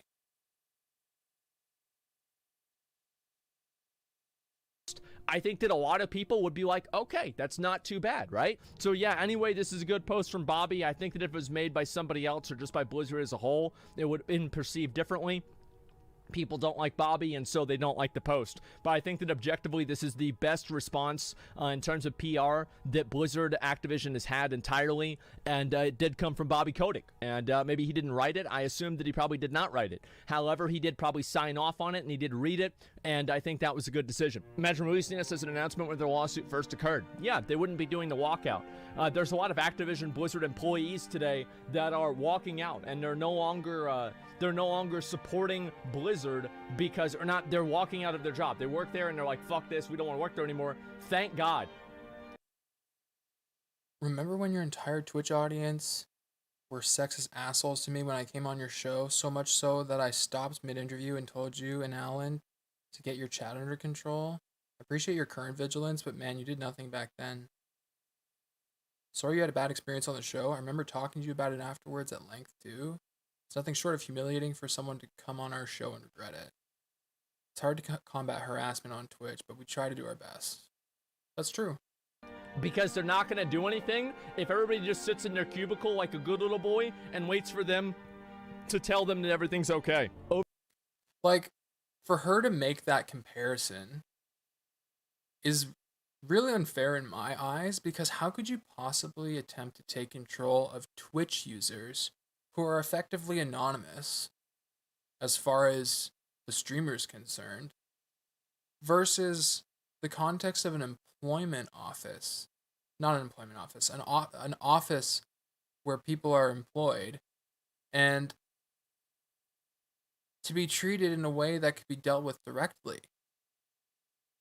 Over 2,500 current and past Blizzard employees have now signed an open letter. Over 800, it was only 800 yesterday, have signed an open letter to leadership criticizing the official statement on the lawsuit and demanding one that reflects the seriousness of the allegations. So no, I don't believe that it's a bad message to continue supporting all of those people, to continue supporting thousands, literally, of people because of the actions of a few. This is why I quit Go Women Yay. We need more players like this willing to quit the game in order to show support the abused women. Me, who quit because I was bored with the game. This is true, actually. This is very fucking true. Yeah. I'm sad to say this, but I think there's a lot of people that feel this way. Maybe one day, listen, maybe one day they'll get their shit together. And on that day that they finally get their shit together, I cannot wait to come back and play the game again and enjoy it. Because right now, I love raiding. I love doing, like some of the content in the game. But a lot of it, I think Torghast is good. A lot of other things are good. But I just can't bring myself to invest into the game because I just have other things that I would rather play and other things that I would rather do. Me too. All I really want to do is like maybe raid with like my guild and hang out with them or something. That's about it, man. And that's the differentiating factor for someone like me versus someone like Asmongold, is that he has this established community of his own, the guild, that he gets to raid with. But even if he didn't have a guild, he has to just go on stream and he can easily rally a group of players to play with him / carry him / whatever. I think he's a skilled player. People say he gets carried all the time. I'm just saying that his capacity to enjoy the game is much greater than most people. People who are just like on their own, don't have a bunch of buddies who want to play together and like lift each other up the whole way there kind of thing. Like, you don't really get that relationship. You don't get that Asmongold, McConnell, like, not typically. That's just about fucking it. To Sage poorly. Top 5 respected game developers. Blizzard Entertainment. Yeah. Sometimes you get it and sometimes you get got. WoW Content Creator 2021 Starter Pack. My thoughts on the recent allegations. We're quitting WoW. S1 finally pulls the trigger and plays Final Fantasy. Rich's descent into Lalafell madness. No king rules forever. Has Final Fantasy 14 kill World of Warcraft? Fat Boss TV last upload 7 months ago. 15 years of WoW versus 1 year of Final Fantasy 14. Yes, it's been very sad. It really has been. I'll definitely agree with that. I'm fucking embarrassed, honestly, to see how bad it's got. But that's the way it goes, man.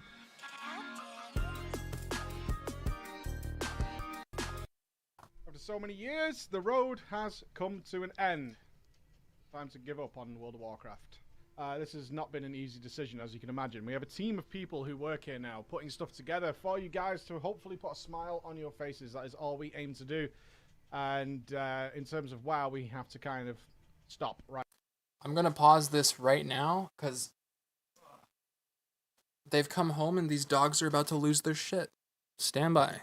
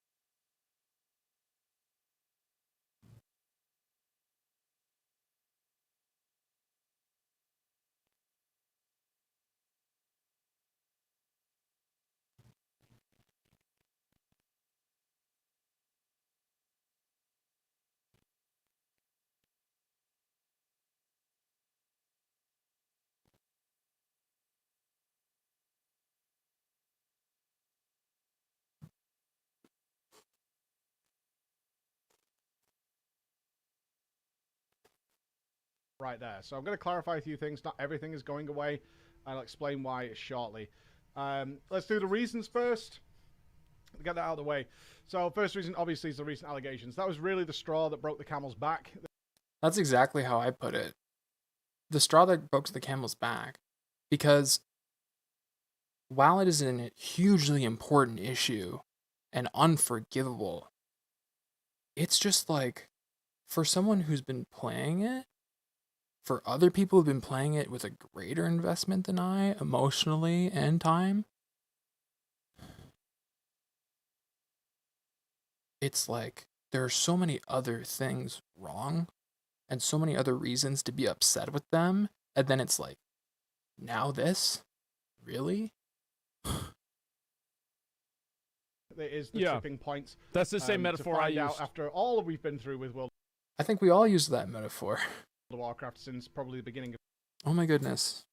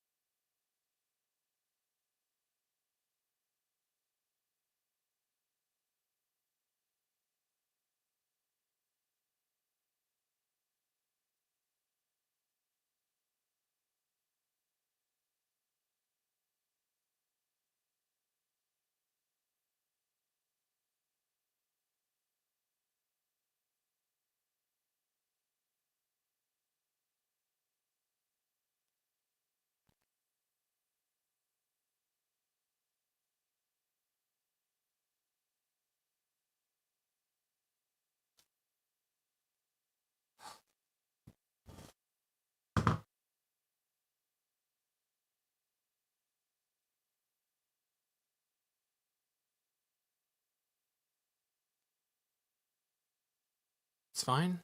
It's just more editing.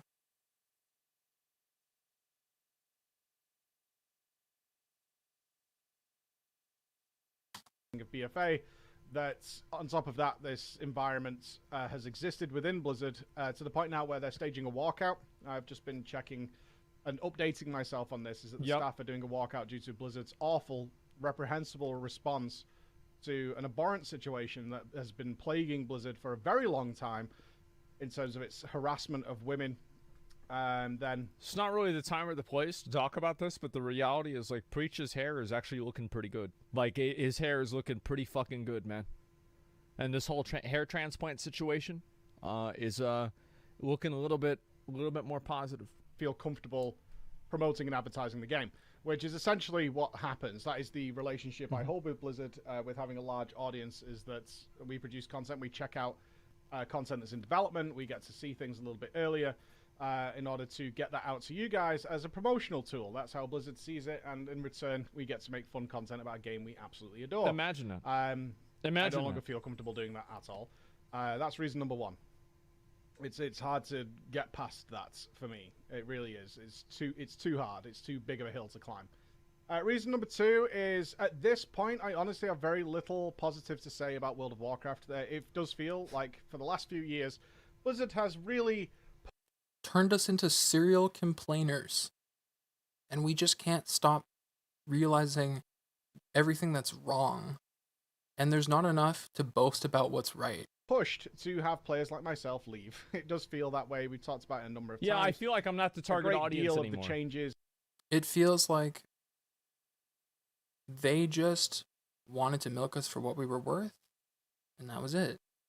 It's just a matter of, well, eventually it's going to be that the servers are more expensive than the players who care to play, so we should just, like, subtly bully them out of the player base until eventually that dies, and we'll close the servers down and continue with our primary product.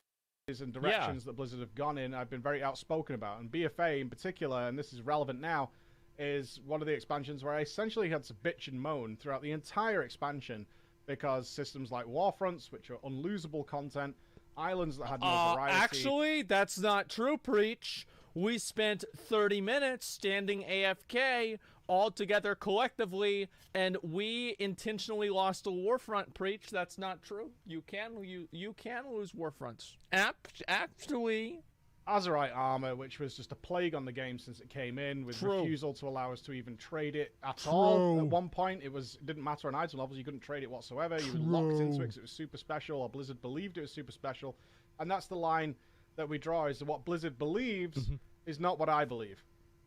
For a long way. I agree. A further example I feel of the just exact same how way. near enough every feature of the game that has come in since BFA has been either half developed, undercooked, a missed opportunity is how I would describe it most accurately. Certainly when it comes to Shadowlands, Torghast is a missed the way that Blizzard cooks things is they cook things like you cook a floppy disk or a CD-ROM in a microwave. And I mean, I feel like, granted, it's a different team, a different division, if you will, but Overwatch, same kind of approach, where isn't Overwatch just by nature never finished? They're constantly shifting it. They're constantly tweaking it and changing it and trying to make it into something different. And then they realized, hey, people are engaged by this. They like the meta shift. We're just going to do seasonal changes where the characters have like this free flow development and shift. And we constantly make these little tweaks that only really matter at like the highest ends of play. And then we just have this game that's being presented as like an esport. A lot of the models for the individual games at Blizzard feel shady, feel designed with profit in mind.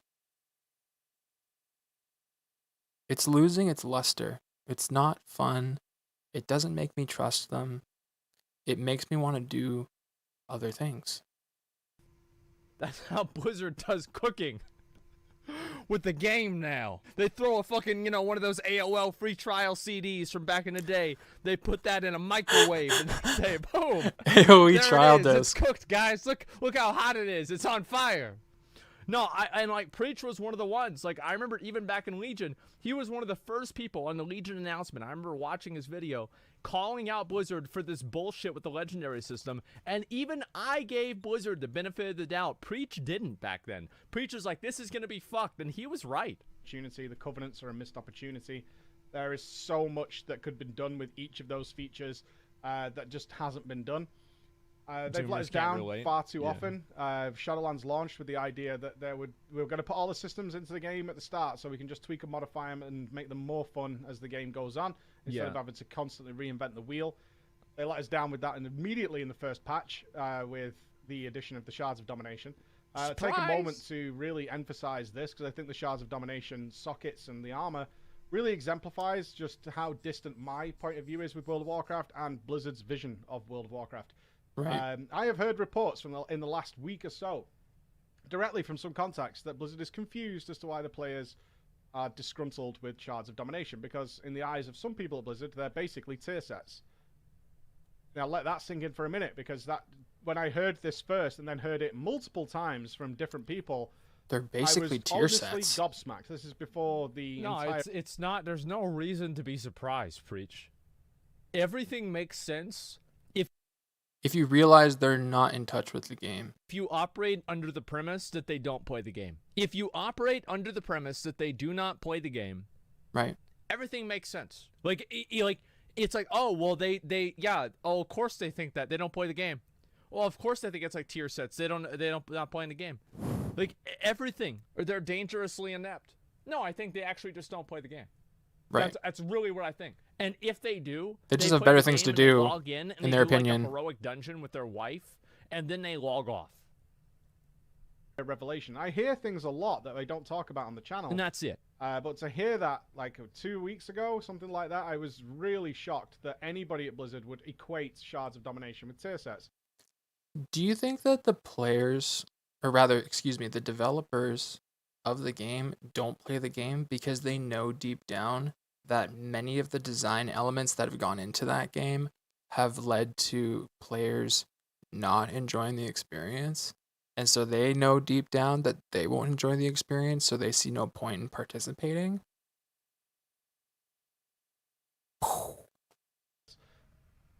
How can you equate something that is not stylized specifically for your class? One of the most exciting things that people get about tier sets is seeing their your new abilities tier set. change. What's the new rogue one? What's the new paladin one? What's the new themed around my class that I love and enjoy, my main character? What is he going to get going into that new raid? A lot of them don't even care about the bonuses. They just want to see how cool they look. And is it got the warlock themed going to be plagued one? Is the rogue one going to be stealthy in some way? How's it going to equate to daggers and all that kind of stuff? But Shards of Domination don't do that at all in any way. The bonuses that come with tier sets are spec-specific. No, they're not always enjoyable, but they usually offer some sort of gameplay variety. They change the way you play the game. Throughout the entire expansion. Yeah. It might be something as simple as death coils proc more often, so you get to throw a few extra ones in. Yeah. Something that gives a little bit of flavor, a little bit of spice to your character. Gems that provide... tier sets were what made gameplay in each tier feel different a little bit. Where like in BFA, basically... every single tier that I played in BFA felt kind of the same. It did. It felt like it was pretty much the same thing. Yep. Every single one. It was the same fucking thing, man. It was boring. At the end with I want to say at the end with corruptions, that did change.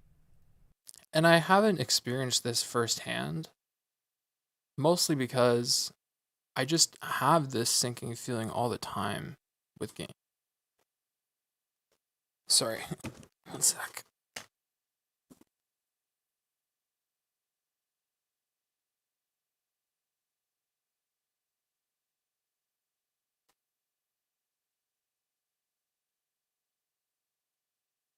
There's this sinking feeling all the time that exists where you're not sure what decisions they're going to make that are just going to alter the way that you play the game entirely.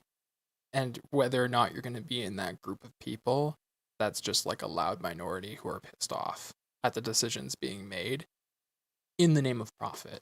And it feels like time and time again, we keep coming to that crossroads of do they care, do they not care? And time again, we're made to realize, no, they do not. So I see no point in carrying on. It feels like a fruitless effort. And that's what's led to so many of us making the shift to Final Fantasy and other things, especially because I would like to have a general understanding of the gameplay and design of each one so that I can build my channel off a premise of having somewhat limited experiences, but healthy enough experiences with each one to make recommendations for new players into the genre, or even just looking to try a different one because they've played X before. And I can be like, oh yeah, that's really great for this and this reason. However, if you're into this, you might be into that. That's kind of where my head's at.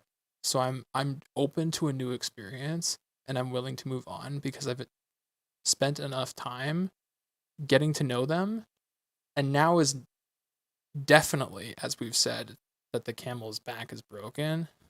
Now is never a better time to make a switch to something else and just try something different. Flat damage increase are about the least creative thing in the universe for a video game. They're not interesting at all. I can't even tell if they're working without using third-party add-ons. How they've been equated to tier sets is beyond me. Now we look at the further problems, and I'm glad I'm recording this in the evening. Right. Because what we've also seen with Shards of Domination, and we saw this on the PTR, we told Blizzard about it, they're not balanced. The Unholy one is way more powerful than the Frost one and the Blood one. So everybody wants to get the Unholy one. We could test this within minutes.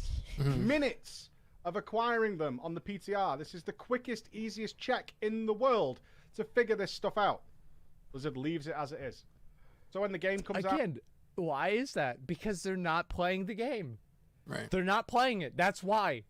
Every problem in WoW can be answered with that simple explanation. And we point out all the problems with this. Acquisition, not getting the ones you want, the randomness of it, and the fact that you decided to add like a 10% DPS increase for several classes. Should they get lucky?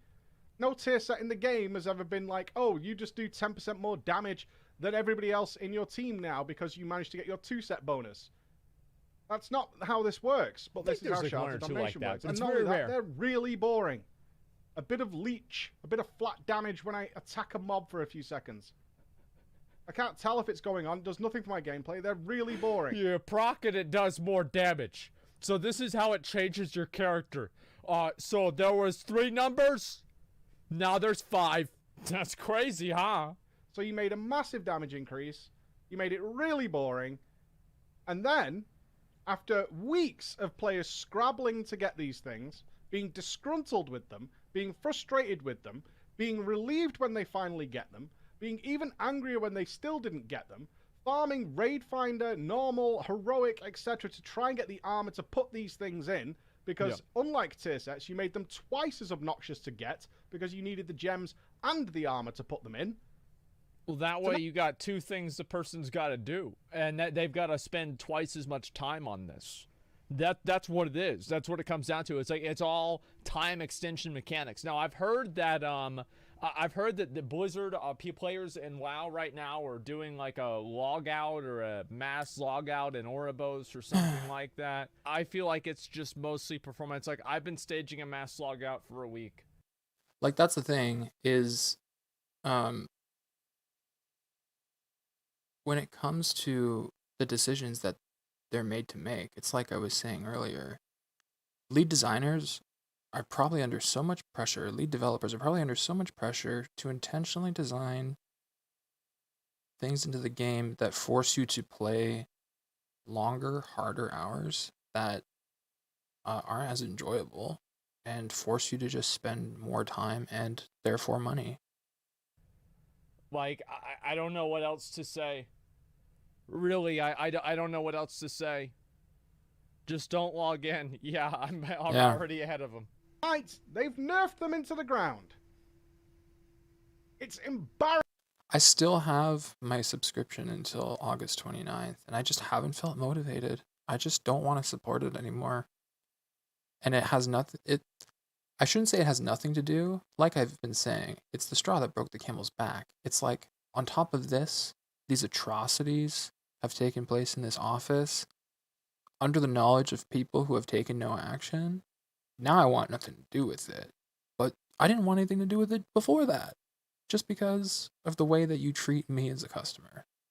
The way that you make me feel like I'm only worthwhile until I stop, presenting you with sustainable growth to your company. instead of you just demonstrating more value and earning more revenue that way. Embarrassing for you, Blizzard. And this is the reason that people are just angry and frustrated. You created an entirely frustrating, annoying system Yeah. when you said you wouldn't.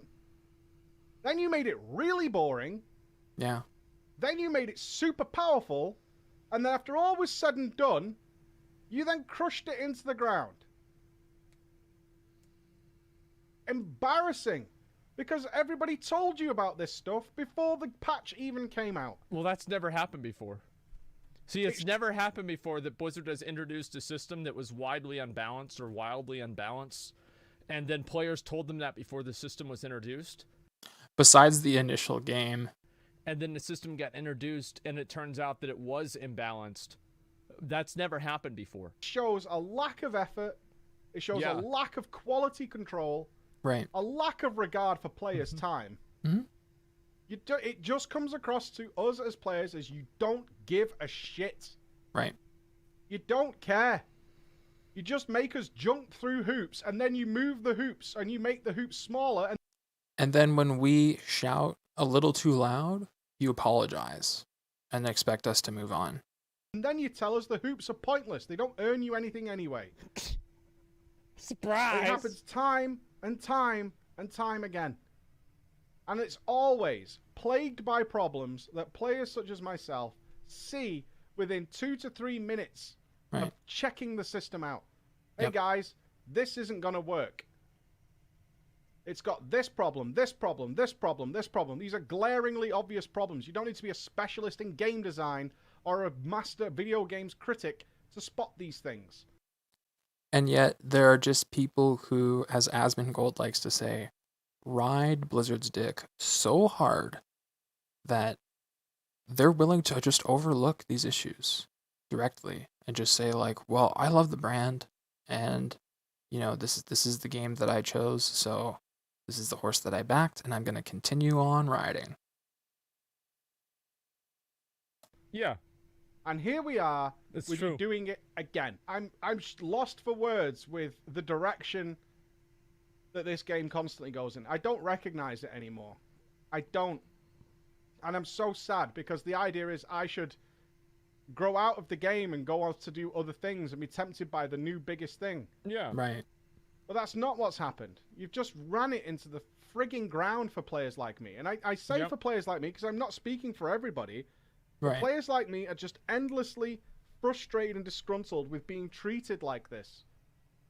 Because we enjoy your game and we constantly end up chasing the fucking feather at the end of the stick, round in a circle, and then you just tell us it was all for nothing anyway. Yeah, that's the worst part, is you work your ass off for something like this, and then they introduce the new tier, and everything that you did is deleted.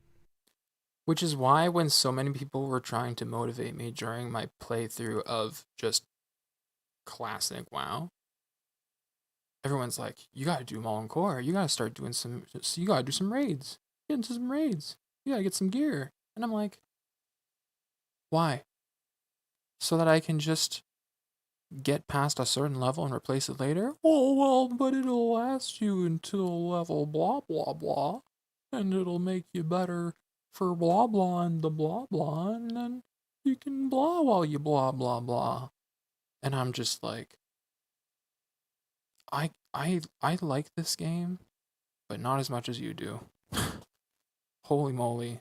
Like, I missed when it wasn't work. I missed just being able to like be online in a community with my friends and not feel like, well, time to clock in. What are you gonna do today? What are your primary directives? Like, it doesn't matter anymore at all. Like, it just, like, it's... And in the end, it doesn't even matter. They take it and they put it in the garbage. All because you didn't plan it out properly, you rushed it, you didn't take care and attention. I can tell you now, if I was sat in that room and this thing was suggested, I would have said, no! Rest Why in are we peace, doing Chester. this? Who is this benefiting? Why is this fun? Yeah. Why the hell would anybody be excited by this? Why are you giving it a crazy damage bonus? Didn't we say we weren't going to add more systems? Isn't there room in the conduit system for something like this? Can't we focus on making legendaries more interesting? Can't we focus on making conduits and soulbinds more interesting? Because they're really boring. And you keep making us grind renown for it. Right. So, all through BFA, I spent my time trying to get these changes implemented, which we kind of saw at the end of Battle for Azeroth. At the very, very tail end of the expansion, they finally started to relent on these things. But probably with 9.3 or whatever, they'll relent on some of this. Of course, I can't wait for 9.3, whenever the expansion will finally be ready to play. I can't in good conscience. It's going to be great. Consider spending the next 6 months of my time, however long it takes for 9.2, to moan about this game, because it just comes across that you don't care anyway. When I see changes like this, it's like, well, you don't care, so why the fuck should I care? Exactly, yeah. Right? If you can't tune legendaries before a patch comes out, or domination shards, or even the try, which are all completely out of whack. Well, I'm sorry, but like if you have to do like 50% nerfs and 30 and 40% nerfs, it's because you didn't even try. Like whenever every single player that is able to make content and everything like this is able to figure this out, and the only people that don't understand it are the ones that work on the game, you have a problem. A big fucking problem. Why the fuck should I care? Why should I? And I don't anymore. It's run out of me. You've killed my passion for this. Yeah. You absolutely killed it. I was presented with two options. And as a new creator who's trying their best to emerge, I was like, man, this game made me so happy when I was young. I'm so glad it's come back. This is what I'm going to try to build my base off of, because I love this community. And it's not like I hate the community. I empathize with the community a great deal, but I can't relate to some of them who have this relationship with the game, especially still, because it's like so much in the state of this managed decline that so many of us are aware of, that it just doesn't feel fun to try. Because I guess the sense of adventure, especially when you were a kid, was like, I don't want this to ever end. And when you feel like there's this looming end, impending doom, you just don't want to do it. For me. That's just me. So, like you said, I've been run out of it. I'm just going to shut my door real fast.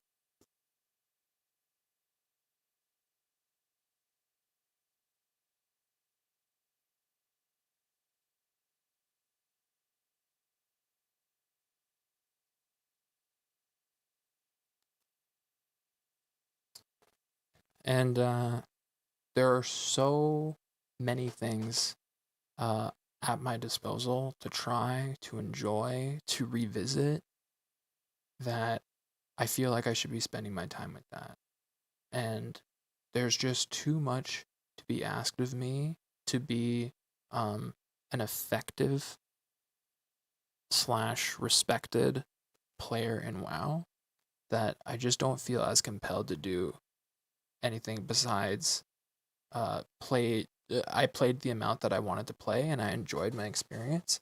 But now I feel like, all right, I have a good feel for what it is, and I don't really need to take this any farther. So I'm good.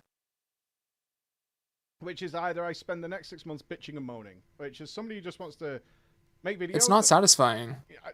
Essentially, not for free, because we're supported by you guys financially. True. And you have to watch us sit here and be bitter the whole time, complain about how they don't care. And we hope you continue to do that.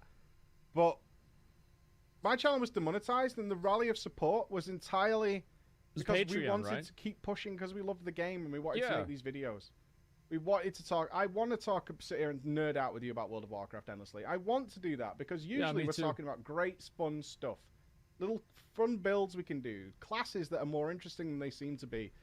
All that kind of stuff. And I'm passionate and care about doing those things. And all of that has been taken away. All of it. And it's been done lazily. It's done haphazardly. And believe me, to the devs who may watch this, I appreciate how hard 9.1 has been. I've seen all your tweets that you had to do entirely from home. I truly, truly appreciate how hard you had to do it. But at the end of the day, I'm a customer. Yeah. The game sucks. It sucked in BFA. It sucks now. The philosophies that they developed the game around and designed the game around are bad. They don't play their own game. They are incompetent. Yes, it sucks that you had to work from home. But whenever you were working at the office, you were making garbage too.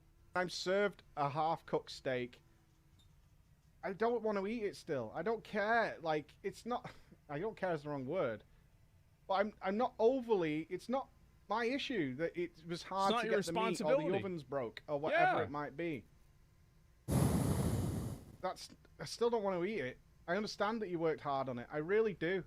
Well, here's the thing, right? If I go to Wendy's and I order a hamburger and they say they ain't no hamburgers, you want a chicken sandwich? I say, fuck no, I'm going to McDonald's. Right. Well, Burger King, probably. But, like, that's the thing, right? If they don't have the shit that I want, I just go somewhere else. I'm not invested emotionally in Wendy's. Well, I am, but not in that way. And I wish it wasn't this way. I am. Yeah. But it is this way. It's absolutely this way. Oh, man. So for that reason, we can't do it. So I hope that I can go endlessly because it literally, nearly everything in Shadowlands is is the same. It's a missed opportunity. It's half developed. It's the bare bones of what it could potentially be. Right. And it's just sad to see so much lost potential. And what this latest news brought to light for me is that it's the result of a poor working environment. For the people who really do try to work hard and, you know, produce that steak, as Preach is calling it, yeah, like, you guys did your best given the circumstances, but we don't want to eat it. You need to be able to stand up and tell your bosses, like, that you're cooking a bad steak and that you need to go back to the drawing board. And if that gets you fired, then Blizzard needs to rethink how they do things, because that shouldn't get you fired. That should get you promoted. Going along with it. There's no end to the amount of subjects. So I think the Shards of Domination one is a prime example. Do you feel like, you want to know what felt like the fucking, there's just too much? That made me think that, like, Blizzard really just had no creative ideas anymore. It was the 9.1 invasions in the Maw, because that is the same thing they did in 8.1. That is the same thing they did in 7.1. You just have no good ideas. That's all there is to it.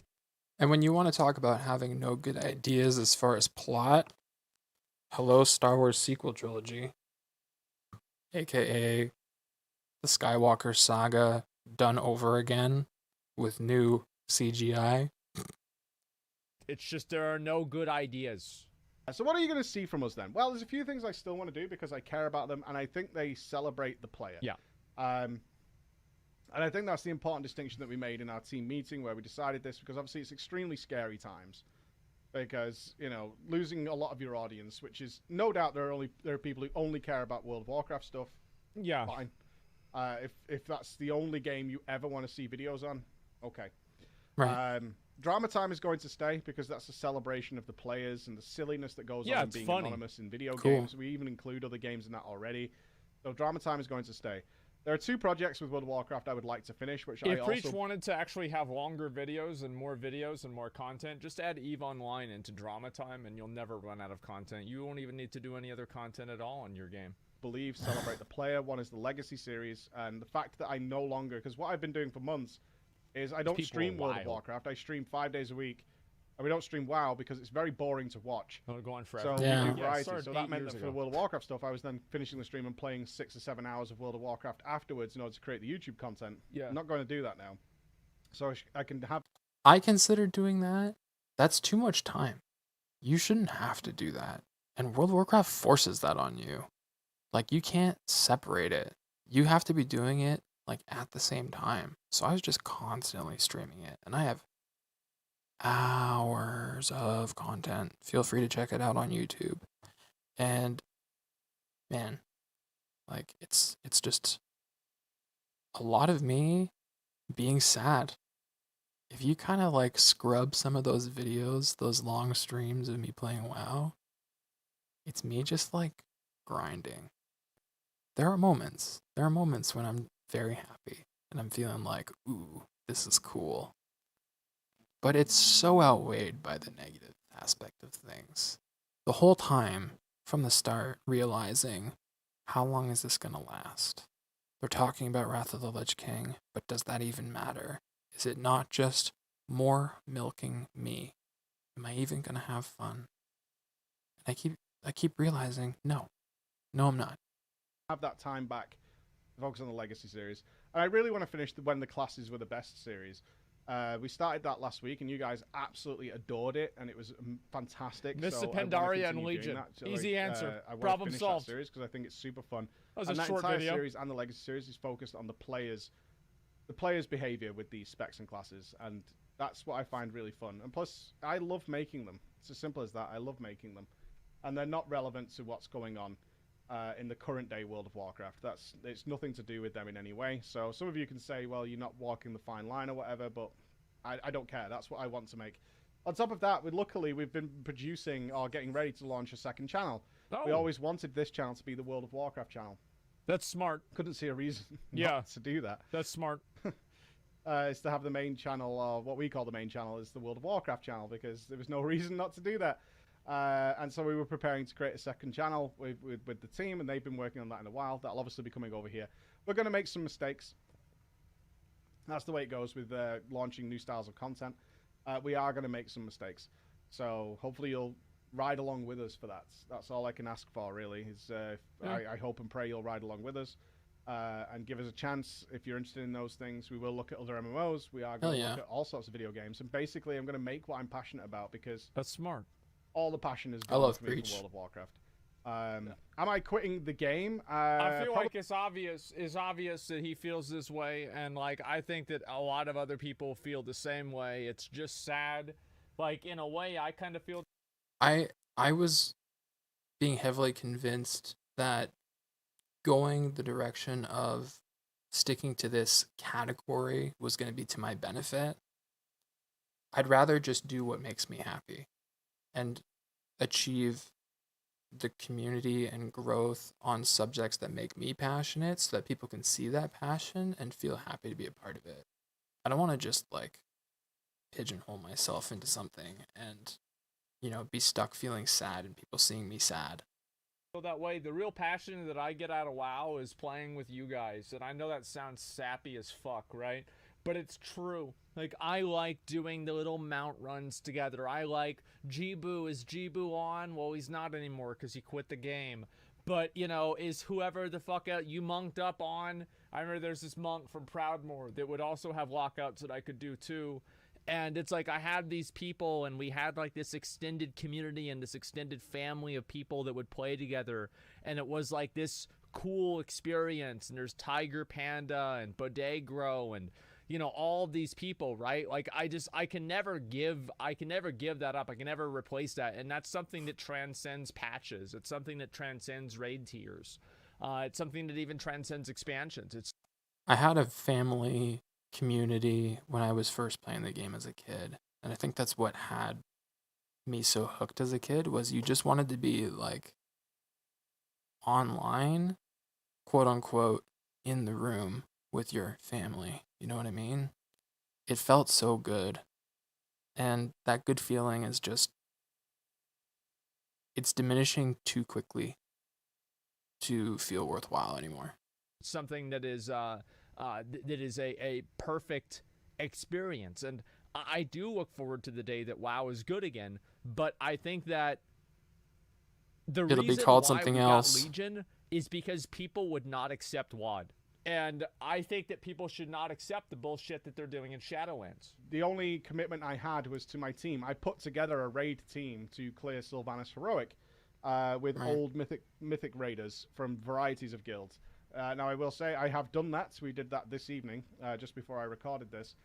Yet they want to do another kill next week for some guys who couldn't be there tonight, so I'm going to do that. But in terms of day-to-day play, absolutely not. Damn. Not doing that. It won't be on stream or anything like that. Wow. I'll finish that and then probably stop. I did say this morning, and I'm going to link to a more emotional take on this down below. Damn. Which you can look into if you want to. If you want more context for this, it'll be on our highlights channel. Which is...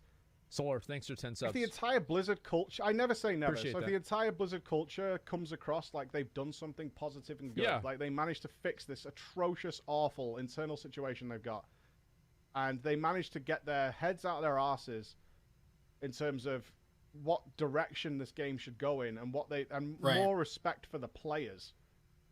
Because it feels like there's no respect for the players. It almost feels like Blizzard resents the players. Like, that's what I was saying before. Yeah, if that changes, absolutely. I'll come and have a look. There's a huge... I'll come and check it out. There's a drastic animosity between the players and the developers of World of Warcraft. And it comes from the frustration of the players not understanding the internal ins and outs of how things work, but also the lack of transparency on the part of that company. And we just keep having these revelations on our own by people having to dig and find out for themselves. And it feels worse to discover it rather than have them omit it and not be honest. It's not going to be WoW coverage, but... Dude, that's so sad, man. Like, I don't know. Like, this kind of bothers me because, like, Preach is... It's the same as, like, Mad Season, but, like, for me, like, I always would watch Preach. Like, I watched Preach forever. Like, longer than I watched Mad Season, honestly. And it's like he was playing in vanilla WoW. Like, I remember, like, he has one of my favorite WoW videos of all time, The Legacy of the Burning Crusade. I watch that video about once every 6 months, man. I just love it. And it's just so sad for me to see this, man. It really is. And it's just, it's disappointing, man. It's just fucking disappointing. I think that, like, I think things will get better, but it's not going to be anytime soon.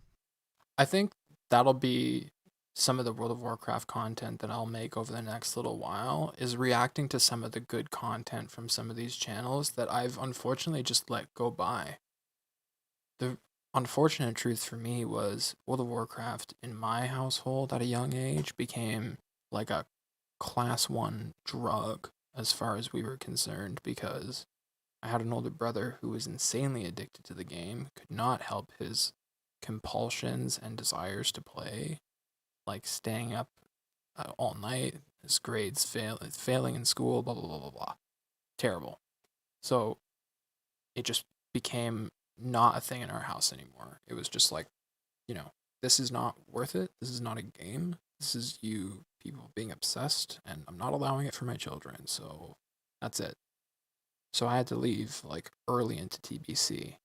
I never really got to say goodbye to any of the friends that I had made in that community online, whether it was just like personal or in a guild.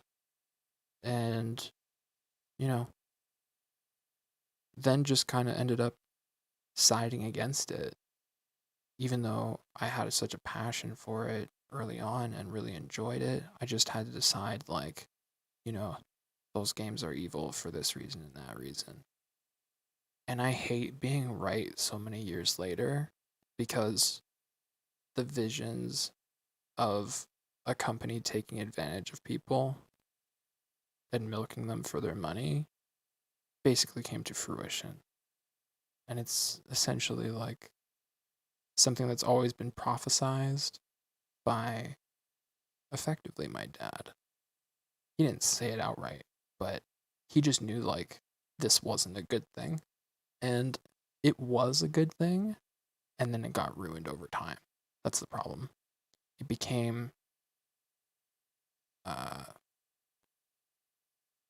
more consuming than it should have been, when before it was just a matter of exercising self-control, because the addictive property came from just the fact that you were having so much fun being part of a community online and making so many connections. Like, these are people who were meeting for the first time, and, you know, you hear about all these people falling in love and getting married as a result of meeting on World of Warcraft and things of this nature. So I think that there's room for this to happen again if you just employ, even at the highest tiers, the CEO even, how do you find a moral CEO? It sounds almost like an oxymoron. No offense to the moral CEOs out there, but you can understand why there's that stigmatism when it comes to people in positions of power just abusing it and treating it as do whatever it takes to earn my check. Who cares about the consumer? I'm tired of it. Maybe. I'm never going to say never, but for the now, I can't see it. Certainly won't be covering things like upcoming 9.2 changes or anything like that. That's stuff that you're probably used to from my channel. So I apologize for anybody who's like saddened that that's gone, but I hope you understand why I've made this decision. And I've had a lot of contact with people who are like, you need to stay to support the innocent people. And I totally get that. There are thousands of innocent people who do not deserve to have people like me bashing on the game and have worked There's actually been people who work at Blizzard. Some of them, you know their names. They've reached out to me, and they've even said thank you for what I've been saying on my stream. They said thank you because there are a lot of real ones that work there. Like, it's not like there's like a bunch of like, it's everybody there is not bad. Like, as I said, it's like, I think the best example of it, right, is like if you have a cup of water and you take 1 or 2 drops of red food coloring and you put that in the water, that's going to change the entire water. But really, it's just a couple of little drops. It's important to keep that in mind. Really, really hard, and will be saddened that I'm bashing the game and be upset at what I'm saying. But ultimately, I have to measure it by my own moral compass, and I feel like I just can't justify World of Warcraft and support it anymore. From my point of view, I have been supporting a game that has been actively working against me and players like me for like 2.5 years at this point, really. That's an what understatement. It feels like, just actively doing things to disrupt and frustrate players like myself. And I know other players have felt the same way. Not everybody will, but that's where I'm at. Anyway, considering it's been so many years, I think we had a good time, didn't we? I think so. I think we had a really good time. Yeah. I'm going to miss it because, you know, for a long time, up until about 2 years ago, this job that I made into a job from just enjoying this game was so easy. So fun every single day. But it's not been that way for a long time now. It's not been that way. But I think we had fun along the way. We had some memorable moments. Chris has whipped together. The thing is, like, streaming is like, it's the same thing, right? It's like whenever you have a game you want to play, dude, streaming is like, it's not even a job, right? But if you feel like it's like, oh, Valorant's really popular and you've got to play Valorant, but like secretly you actually just want to play Minecraft, you fucking hate streaming. Because you not only have to play the game and do the thing that you don't want to do, but you on top of that have to pretend like you like it. It's like whenever you have to deal with asshole customers in retail, you can at least have like a break in between the customer and be like, I fucking hate this shit, right? But on stream, you have to fucking fake it for 6-8 hours. It's a lot. Very short note. Wait, what? Say that again? Only have to play the game and do the thing that you don't want to do, but you on top of that have to pretend like you like it. It's like whenever you have to deal with asshole customers in retail, you can at least have like a break in between the customer and be like, I fucking hate this shit, right? But what jobs are you working that you get a break in between? It must be a small town. On stream, you have to fucking fake it for 6-8 hours. It's a lot. Very short notice, a little montage of things, which is a bit emotional for me. I disagree with that. I feel like he aimed a little higher academically than I did, and so he had some better jobs perhaps. But I've had retail jobs where I don't even get to breathe. There's like customers on customers waiting to be served as I'm serving people. And I had to start implementing presentation style like gatherings where I'm speaking to multiple customers and trying to field multiple questions and saying like, I'm discussing this product. If you're interested in talking about something over here, if you're in the market for a laptop also, maybe you'd be interested in some of the features that are with a more mobile tablet such as the Surface or like. Anyway, I haven't even watched it all the way through, but on to bigger and better things, hopefully, right? So if you're looking for any more information, preachgaming.com, we'll have stuff there, and obviously the live stream if you want to ask me questions or anything like that. But that is the situation, guys. If you're looking for day-to-day World of Warcraft content, it will no longer be here. Damn. Okay? Fuck. Love you all, you know. You guys gave me great opportunity. yeah. I got to travel the world because of World of Warcraft and Blizzard. I was treated very well by them eventually, at some point. Recently, it's been back and forth. Let's be honest. I am at a loss as to how this happened.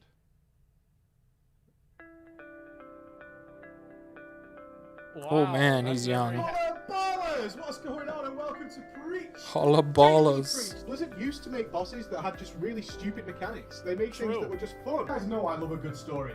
A good story can be anything, but especially. Oh, that's the Dragon Soul Thirdly, buff. take opportunity. Remember 40-man raiding? I do. It fucking sucked! It was too hard. But the truth of the matter is. Ugh. Yes, dude. And then they go outside. Yeah. In the last video, you said we didn't transmog enough. Well, here you go. You should follow along with me, see if anything relates to you, or maybe different points of view. Aw, man. Hey, come on, big guy. Come on, let's go and get right. Looks like he needs help getting dressed in the morning. It's Houston, you've got the higher gear score, let's go. Give me your put. Where do you live? Where the fuck Oh, do yeah, I you remember live? this Where scene. do you fucking live? Ah. Oh my god. Don't It's crazy touch it's been me. that It's long. mine. Garrison resources? Wow. Wait, Thought you'd never. bro, Preach was doing this meta that long ago? Oh my god. Hot tub meta. I Oh didn't my even- god, he's a no. pioneer. Thought you'd never ask me. In a fire!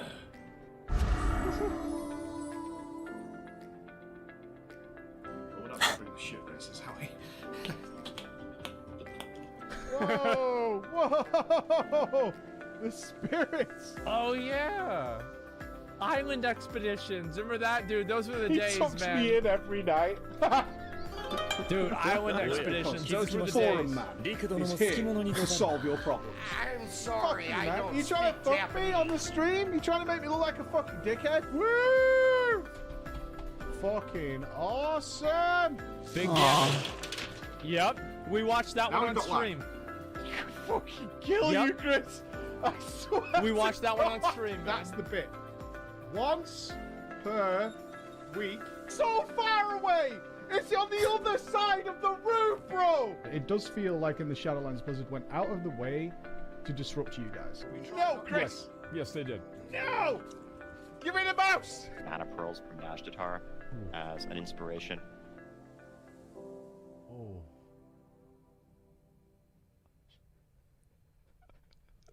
Well, you know that kid's not gonna play a Moonkin. Yeah, you know that kid's not gonna play a motherfucking Moonkin. I say that for sure, man. Oh Yeah. my god. Obviously this is a sad fucking video. It really is. Like, I actually am so I'm so disappointed to see that. It's really awful, and I see these comments and everything like that.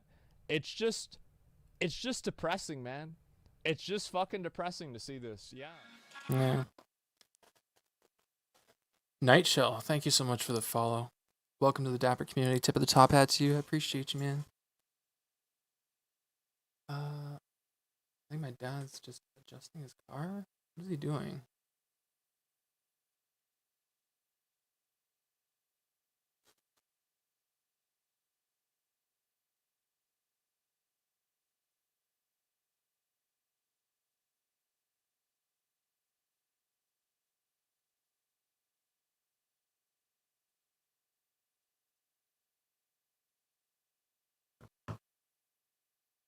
Keep feeling paranoid that I'm gonna miss text messages or something.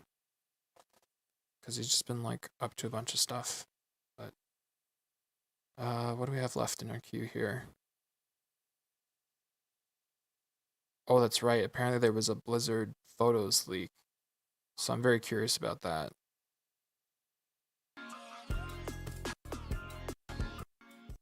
Okay, here's the article right here. We found it. Inside Blizzard developers' infamous Cosby Suite. Okay, here we go. But the Cosby Suite was more than just a nickname or a joke. Based on images and comments Afrasabi posted on his Facebook, supplied to Kotaku by former developer at Blizzard, it was reportedly a booze-fueled meeting place where many, including Afrasabi, would pose with an actual portrait of Bill Cosby while smiling. What? This is so weird. What the fuck? It was also a hotspot for informal networking.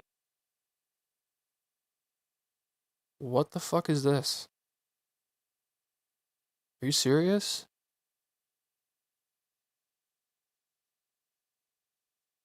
The Cosby Suite.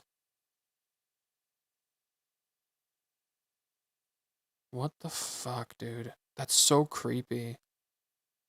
At BlizzCon, 3 sources told Kotaku where people were looking to make inroads at the company would go and meet and hang out with some of its top designers. Day 0 preparations made, Cosby Suite in effect. This doesn't make sense. I'm so confused. Like, this is so weird. Honestly, I'm just so weirded out by this. Let's read the rest of this. Afrasabi did not respond to Kotaku by press time and has deleted most of his social media presence, but Afrasabi can clearly be seen in a number of pictures surrounded by a variety of unidentified people on a bed. The captions of screenshots suggest the album hails from gatherings held from BlizzCon 2013. The captions and comments are both named by other Blizzard employees and pictures show. One ex-Blizzard source familiar with the people presented in the pictures identified an HR representative as one of the Blizzard employees present in a hotel room. Another image from a same Facebook album shows a screenshot of a 2013 group chat called the BlizzCon Cosby Crew. In it, former Blizzard designer David Kotick writes, "I am gathering the hot chicks for the cause." What the fuck? So they're like roping women into a hotel room so that they can do what? This is disgusting. Brigham replies, Afrasabi, "You can't marry all of them, Alex." Kotick writes, "I can, I'm Middle Eastern." Oh no. Oh, shit. That's like out of context. That's kind of a funny response, but then like when you realize the kind of damage this guy wants to cause, then look at this guy's response underneath. He misspelled fuck. Oh boy, wow. Justin McCree, currently lead game designer at Blizzard, then writes, "You misspelled fuck." I see. Okay, very clever. Corey Stockton, currently lead game designer at Blizzard, and Greg Street, former game developer working at Riot MMO Games, were also present in the chat. The chat was provided a series of screenshots depicting a wide array of Facebook posts by Afrasabi, all under a 2013 photo. The album contained a picture exclusively dedicated to the amount of alcohol procured in preparation. Possibly the greatest group chat in the history of mankind, Stockton wrote in a Facebook comment at that time, based off of the screenshot. Stockton and McCree did not immediately respond to the request. Street and Kotick declined to comment. By 2013, there were already multiple allegations of sexual assault against Cosby. Even if a conviction that was later overturned on a technicality wouldn't come until 2018. According to one source with knowledge at the hotel room, the Cosby Suite name was a play on the comedian's iconic ugly sweaters. Sure it was. And didn't have any sexual connotation, at least not whenever the joke began. There's a bunch of kappas going up in the chat. I am also in the kappa troop. Really? It was based on the sweaters? We're at 252, is it?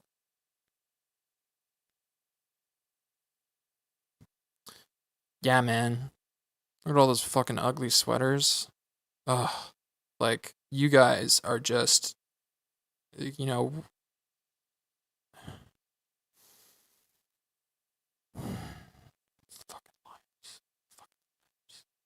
Connotation, at least not whenever the joke began. I mean, fucking liars. You know what this is like? This is like if somebody... No, I'm getting a text message.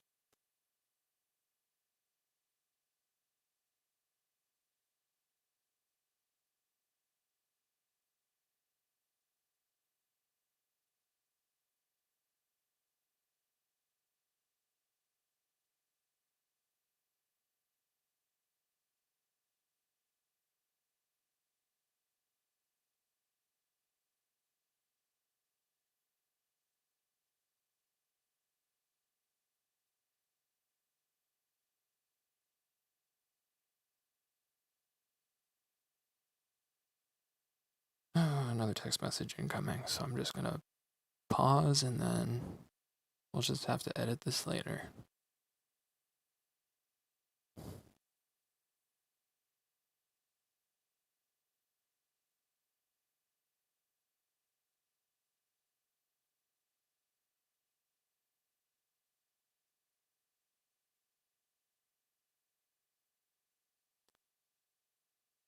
I'm nervously on call 24/7.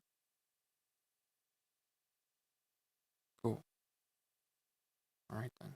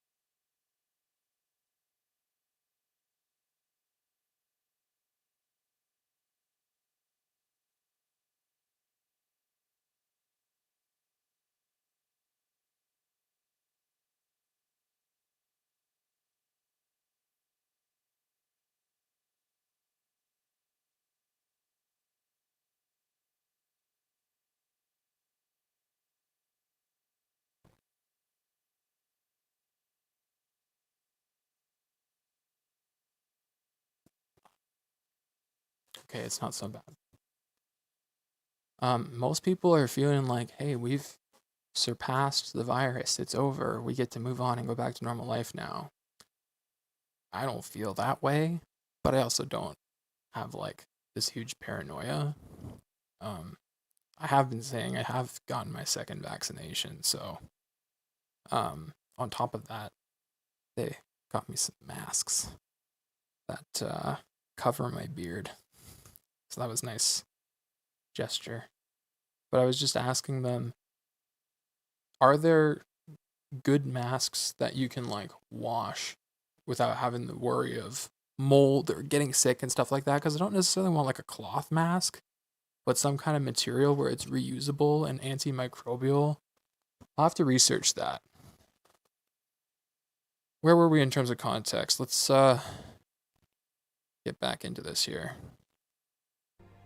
Who was accused of terrorism just happened to have their favorite band be ISIS. This is what it's like. I'm not kidding you. You know ISIS is an actual band, right? Like, this is... like, it's like, how is... like, are you kidding me? What is this? Another said they understood it to be a reference to an ugly hotel room during a different gaming conference, but in all pictures of the 2013 BlizzCon hotel room reviewed by Kotaku, the walls were largely white and blank and the decor was nondescript. The rug visible in some of the photographs does have a pattern, but it looks nothing like the sweaters that were framed pictured that everyone is holding. Another ex-Blizzard source pushed back on the claims of the Cosby Suite was a joke about ugly boardrooms and sweaters, noting that Blizzard moved to its new Irvine campus in 2008. The office had been freshly painted, and to their knowledge, there was no infamous ugly boardroom. Moreover, regardless of the source of the joke, many of the captions and comments posted in 2013 Cosby Suite album are sexual in nature. During the discussions with Kotaku, sources who suggested that the joke was an innocent play on the infamous room somewhere else also insisted that despite its apparent widespread notoriety that was memorable enough to commemorate with a framed picture, that they did not know the room belonged to Afrasabi especially. Two other former Blizzard developers told Kotaku that whenever they heard about the Cosby Suite through the Whisper networks, that they clearly interpreted it as it referenced to the allegations against them. Bro, this is so, like, what is this? This is, like, what do you guys think? It's so weird. Like, why couldn't it just be like the George Carlin suite? Why couldn't it just be like the, Richard Pryor suite? Like, why did it have to be Bill Cosby? I mean, I guess it could Because the ugly sweaters, of course. be the Chris Brown suite, and that one would also be bad. So it's not like, I mean, there's not only good, better choices. There are also bad choices that you could have made as well. But it certainly fucking seems weird. They knew? Yeah, it's like 2013 rape jokes, lols. But, like, I feel like a rape joke would have to be funny, you know? Like, it's like there's nothing funny about it. There's no punchline here. It's funny to them, though. Let's go ahead back and read the rest of this, okay? The images there's no joke to be made. Sources of knowledge of Afsabi's alleged predatory behavior. Cosby's reputation was apparently to the point of why the group of men gathered around his picture in the photos. It was such a boys' club that creating something like the Cosby Suite was seen as funny. Only you could get an efficacy laid. Alex reads, one of the comments in the picture, cause approved, written by Cossack. However, one source told Kotaku that Cossack was one of the few people that intervened in the past when another Blizzard developer was sexually harassing them. What the fuck? The Cosby Suite and BlizzCon Cosby crew chat also came into question recent statements by current and former Blizzard ranking developers. While Street recently apologized for a sexist panel in response to Warcraft Fan 2010, he had not given any public indication that he was aware or involved in something like the Cosby Suite, despite it being publicly mentioned in California's current lawsuit. Afrasabi mysteriously left the company sometime last year without an official announcement by Activision Blizzard. Up until the filing of the lawsuit becoming public, many of his contributions to the game persisted, including multiple non-player characters items that reference his name. After some fans demanded that references of him be removed, the Warcraft team said that they were going to remove the reference. While Blizzard did not specify what exactly is going to be axed, post mentions the brave women that have come forward to share their stories. Last week, Jalen Brack called the allegations of the legal complaint troubling. Employee, okay, we immediately conducted the investigation. Yeah, it is troubling. Afrasabi made sexist remarks to a fan in the audience who questioned the Victoria's Secret catalog appearance of World of Warcraft's female characters. I don't think this is a big deal. Like, as I said, I don't really... Like, the 2010, like, BlizzCon panel, right? Like, yeah, obviously they acted like assholes, but, like, it's like that's... Like, this is just, like, them being dicks. Like, who gives a fuck? Like, this is a completely different fucking universe in my mind. In the news that the other lawsuit first broke, Activision Blizzard issued a statement largely denying regulators' framing of the allegations as distorted. As a result, over a quarter of Activision's Blizzard's current staff signed an open letter. You have to be willing to look at the ugly side of things. Oh my god. I guess, like, okay, so I'll give my perspective, and then you guys can tell me if you felt the same way. So Occam's razor in my mind. Occam's razor is, they called it the Cosby Suite because they want to fuck women in there and take advantage of them. And that's implied by the fact that almost all of their comments in reference to the Cosby Suite are about bringing women to the Cosby Suite. It's a dead giveaway as soon as you read those messages. Especially when that guy said you misspelled fuck. Like, dude. Sweet. That is Occam's razor. That is 100% what I think it could be. That is the simplest and most obvious fucking logical explanation. It just is. And Cosby is, maybe they didn't think he was a rapist. Maybe they thought he just got it on with women or something like that. I don't fucking know. But regardless... I remember the allegations. I remember 2013. Yeah, they're well aware of the jokes that they were implying. That this is what they went with. Cosby Suite's a red herring. Who cares? The text messages and Afrasabi's presence are indicative of their intentions. Yeah, that's true too. That's what I'm saying. It's just about the messages. Turns out Ghostcrawler's a piece of shit as well. Sag. There must always be a Cosby Suite. I'm taking over from Cossack. This is so confusing. What?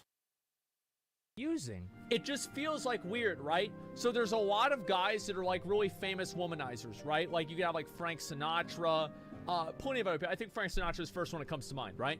But like, why do you go with the one guy who's a womanizer that happens to also be accused of being a rapist? You see what I'm saying? Like Sean Connery, like Bill Clinton. Bill Clinton's even kind of bad. Yeah, Bill Clinton's a bad example. Arnold Schwarzenegger's a bad example.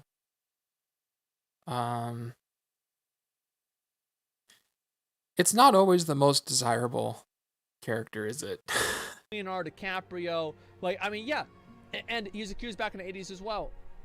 Like James Dean, yeah, Mick Jagger, like, what? That's such a coincidence because it's controversial. I feel like Clinton was controversial too. There's a lot of the other ones that were controversial too. And actually, before I go, I want to read the post that Ghostcrawler made. By now, you've probably seen a Kotick article that was published this afternoon by mentioning my time at Blizzard. A lot of you have reached out to me on Slack, so I thought it'd be helpful to share a few thoughts. First and foremost, my thoughts. Okay, that's whatever. Secondly, I'm sorry that photos of me in a room called that was dubbed the Cosby Suite have create a lot of discussion that risks overshadowing the work you're all doing. For some, this is an unwanted distraction. I know that for others, it has brought up some uncomfortable feelings and questions, and I owe it to you to address it. So here it goes. The suite was a green room at BlizzCon, and many of us used the time to take a break and relax during the convention. Anyone who's been to a BlizzCon knows that there is drinking, but I can genuinely say that I never saw or experienced any kind of the harassment described in the allegations. If I had, I absolutely would have stepped in. Looking back, I am embarrassed at the nickname of the room, given all we know now. At the time in 2013... Hang on a second. What do you mean, given all that we know now? What do you mean? Everyone knows what that joke means. I think of it nothing more as a silly reference to an old flea market portrait. It wasn't even aware of Cosby's reputation until after I left Blizzard and the allegations became more well-known. And I certainly would not have tweeted about the suite if I thought it was something terrible at the time. All that said, I understand the story puts everyone in a tough spot. I'm sorry for that. I hope my reputation here at Riot and your individual experiences will give you a strong sense of the person I am and the values I hold. I mean, there's no way that we can know what's true. And that's the reality. Unless more information comes out, there's no way we know what's true. Check comments. He responded to some. Sure, I'll pull it up right here. I understand this correctly. Someone purchased a photo of Bill Cosby actually with no relation to his sexual allegations. Then there's rug in a hotel room prior to the BlizzCon. It looked like sweater from the Cosby. Someone purchased a photo of Bill Cosby with absolutely no relation to his sexual allegations. Then a room full of alcohol was dubbed the Cosby Room, the Cosby Suite, where he'd bring back hot chicks, but this was also not in reference to his sexual allegations.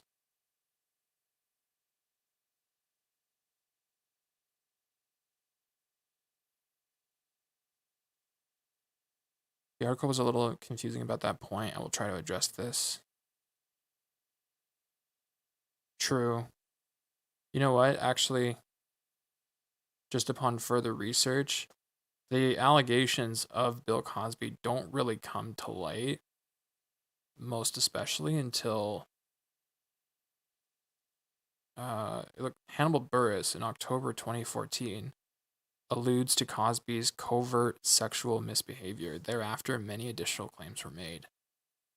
So October 2014, over a year after BlizzCon taking place. So the timeline doesn't really add up for them to have sexual implications, but boy, does it make them look so bad. Like, and it's there was a rug in the room at a prior BlizzCon that looked like the sweater from the Cosby Show. It's just such a stupid joke that, like, you have such a hard time believing that that's the case.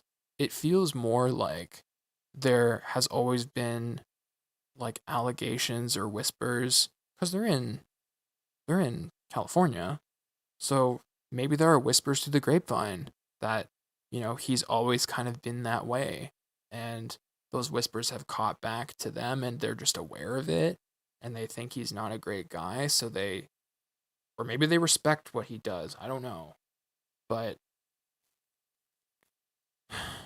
like, man, it's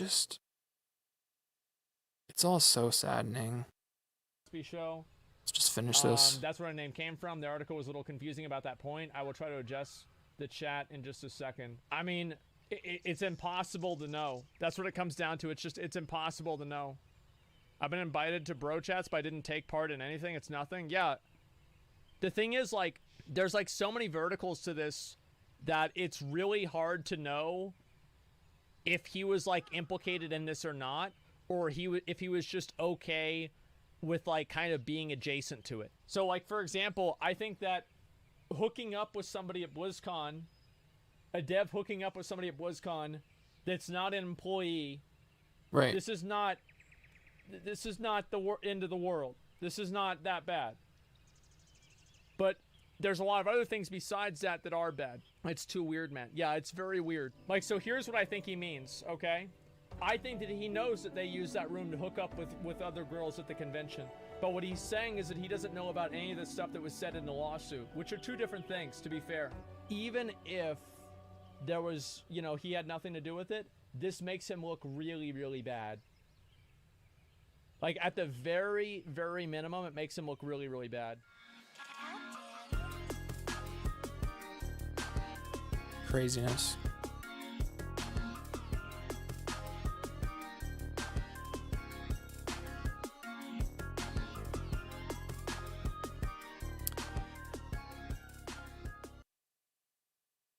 Anything else?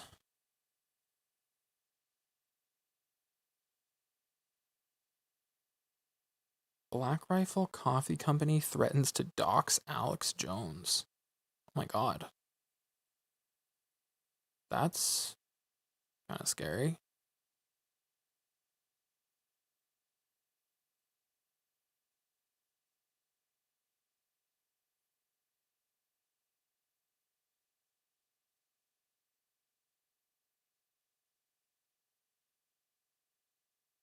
How long is Bellular's video?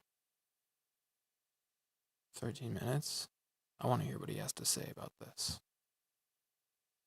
Oh, I don't want to blast everyone's ears. What am I doing?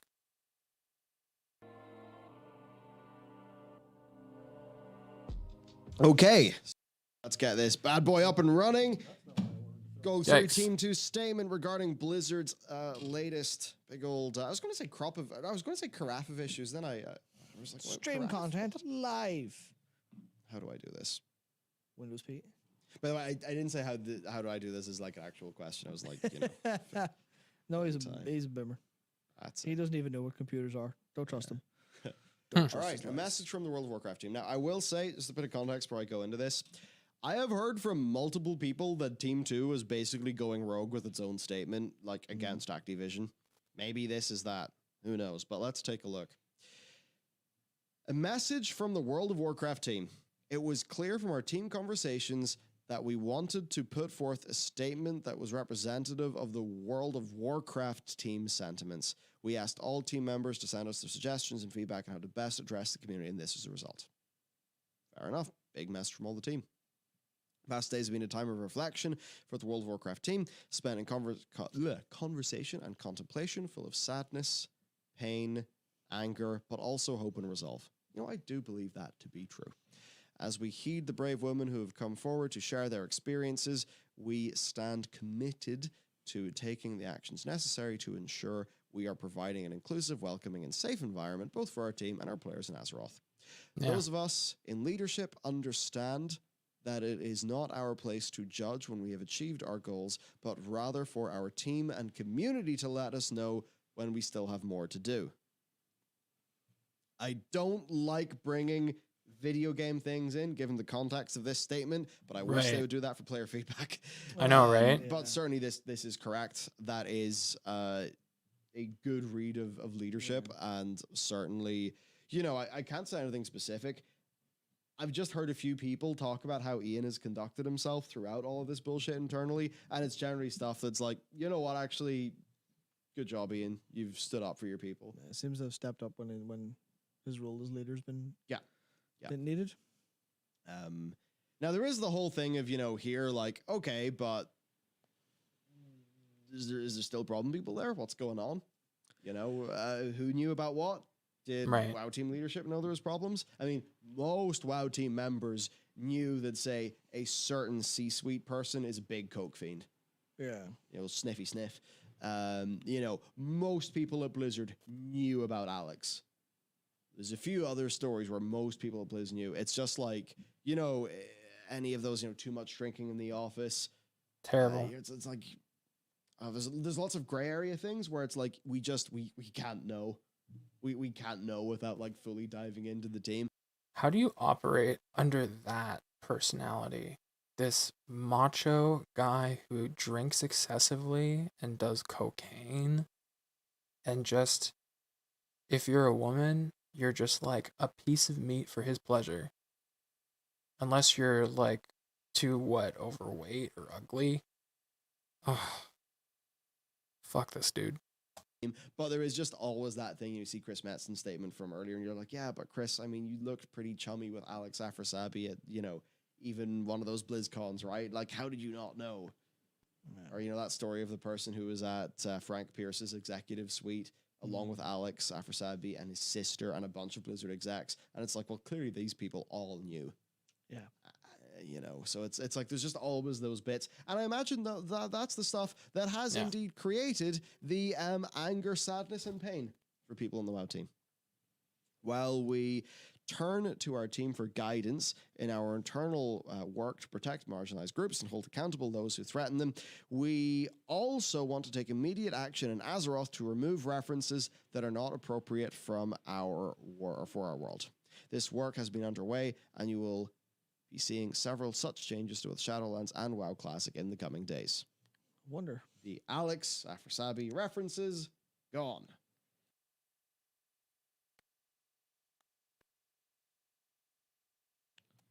We know that in order to rebuild trust, we must earn it with our actions in the weeks and months to come. But we go forward knowing we share the same vision as our community about creating a place where people of all genders, ethnicities, orientations, and backgrounds can thrive and proudly call home. That is a generally very agreeable statement, I would say. All that's left now is for the visuals of those, like the actual what we see of this stuff going, like in action. So I guess that really means heads rolling. I think that's the next thing. We just don't know exactly what that's going to mean right now because we don't, that's true. All these things are going to be going on over the next, months and maybe even years as internal investigations happen, as stories come out and things like that. I mean, for sure, I absolutely want Team 2 and all of that stuff to be a good place for people to work in. Of course. Because that's right. It's not even because it's good for the game. It's because it's right and it's how it should be. And they should be demanding this stuff. And from what I understand, a lot of people at Blizz knew about these problems, did actually report these problems, but then the Blizzard company HR didn't take them that seriously. And I think a lot of people in the WoW team are in this situation where they know there's problems going on, they're frustrated by them, but they haven't been able to affect that much change. I know what it's like to deal with an HR that doesn't take you seriously. And it is the most helpless feeling that you can ever feel. So for any of those employees that had to go through with that, I'm really sorry. Because the fact that you should be expected to almost like sense that you might be at risk from the start and be like well documenting your life day to day so that you have to prove probably a lot harder than that person who's above you that they're the one who's the problem. It's not a fair system. They don't do enough to root out the real problem people, and people who are a problem, no one can speak up to them. No one can rat them out and say, hey, this is an abusive person who needs to make an adjustment or get the heck out of here, because they're ruining the workplace for everyone else. There's just none of that. It's too political.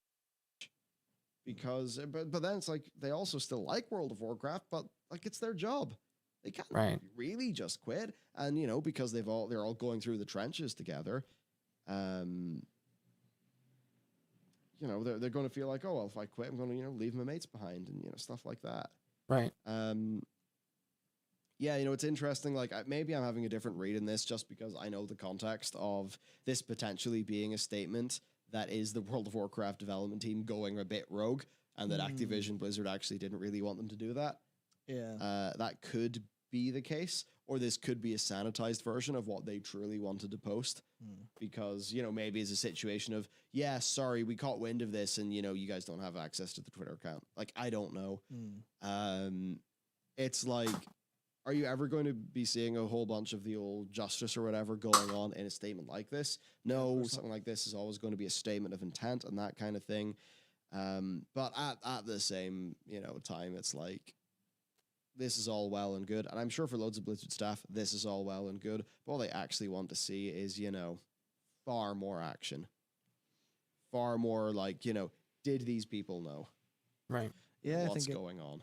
It Right, Asmongold reacted to the tweet. Yeah, Do people want me to check that out? Yeah, it He quite. said, Yeah, this is great, but what about the testimonials of people working in awful conditions? It's great you're deleting an NPC. Wow, great job, really. How about less performative action and more real action?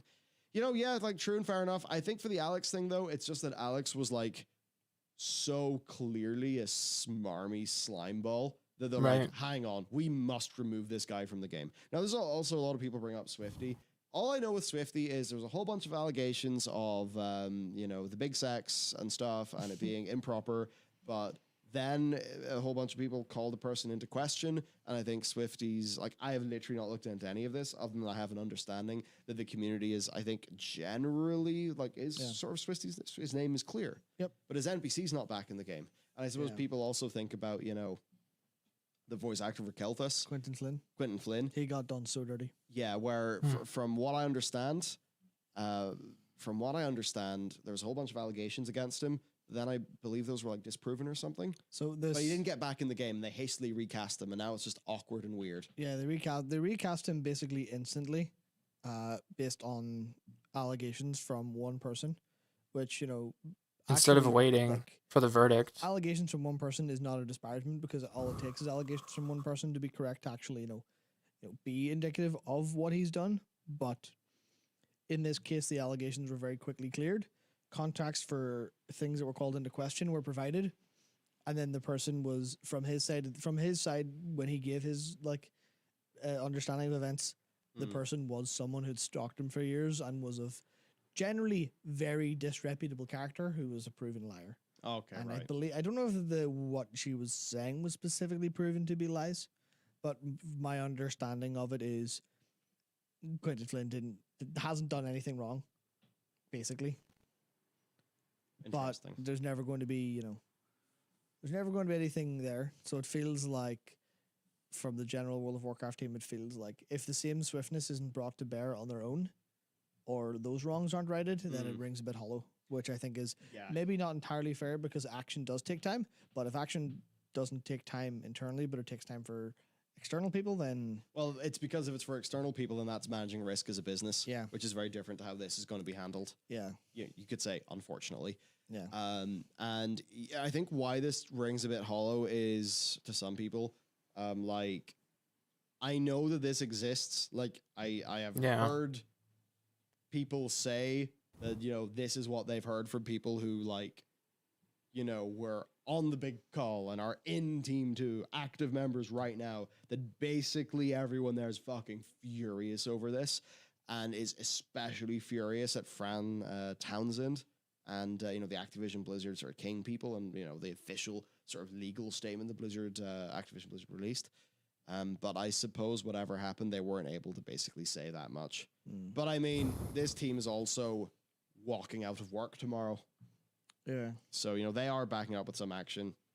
It's just how many people are still going to be there? Will bad people still be protected? What's actually going to happen? Right now, it's impossible to know. There are some people who are, I have a few people in mind, but I don't want to, I'm very aware that, if I say those names, it will have extreme big, implications in people. Yep. And it's the sort of thing where it's just what I've heard from the grapevine, admittedly, from a few people, and I am seeing other people post under certain people's solidarity tweets that hey, you're a snake, that rings false. But it's I know that there's a few cuttlefish in the team. Dang. Cuttlefish, right? It's it's a wee bit smaller, it's an ambush sort of, sneaks up, chameleon style. It's just very different from hey, I'm Alex Afra, fucking Sabi, I'm really drunk, I'm gonna marry you, let me touch your boobs, I'm Alex Afra Sabi, bro. Seems to be how he was, this big alpha, sort of all hyped up and loud and drunk versus the, sneaky modern way of doing it. The reclusive spider that waits to pounce when the woman is vulnerable and inebriated, like a fucking dirty slime ball. which, you know, I'm still worried that there is a few of those sneaky cuttlefish, you know, just swimming around the team, waiting to, you know, get their claws in. Yep. Disgusting. But, it's the sort of thing. At the same time, we can't just, not can't, but, you know, it'd be a bit weird if, you know, their post was like, and by the way, we have fired all of these people, because that's kind of like naming people by name, and it would be impossible for them to do something like that so quickly. Yeah, I think calls for immediate action are, you know, they're not particularly, well, it's not necessarily It's not going to be clipped out helpful. of context. Oh, maybe Yeah. it will be. Whoops. Yeah, but I think that calls for action are indicative of real anger. Yeah. And I think that it takes time to commit these wrongs. It will take just as much time to right them correctly. We'll do it. I'll take some time. Especially because justice is slower than wrongdoing. You Right. know, how quickly can you burgle a store versus getting arrested and sentenced for it? Like, Yeah. And the whole thing about justice is so important that it has to be done right. And that means it just does take a little bit of time. because it would be absolutely horrible if something had happened. You know, what happened to Quentin Flynn of, you know, people saw the allegation and went, must be true. It would be just as vile if this happened to anyone in the team. So Yeah. it's like, actually, you know, when complaints come in, do a little bit of work to vet them, ask honestly around the team, be like, yo, is this legit? And if so, then take immediate action. But don't just brush things under the rug. Right. I think that's the gist of it. I think also it's less the react to complaints and more, if possible, keep an eye out. Yeah. And I mean, that's kind of the the role of leadership now in large companies like these, where these cultural problems do exist. It does extend to actively reaching out to make sure everything's all right with people, instead of just going, well, I've not heard anything, must be fine. Absolutely. Just being more proactive and keeping it good. Okay, so that's Team 2's response, I guess. We'll see if anything more comes out of this.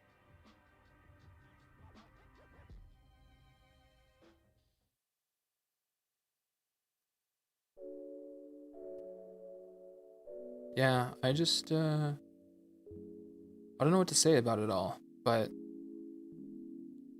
I do feel that that point of clarification about the Cosby thing was a bit important. It does save a little bit of face, but not much. Just the timing of it. Like, everyone knows what's implied when you joke about Bill Cosby these days, but the timing of that photo from 2013 and the allegations and claims coming to light and coming forward in 2014, October 2014, it doesn't line up that way. But boy, does it look bad.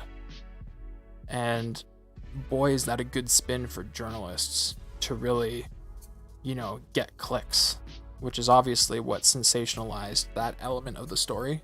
But, you know, regardless of all that, the fact remains is that Blizzard's being sued by the state of California based on a 2-year investigation into the death of someone who was sexually abused and driven to a point where, you know, they felt like they had nothing they could do. And the fact that people are there able to thrive in this way is disgusting.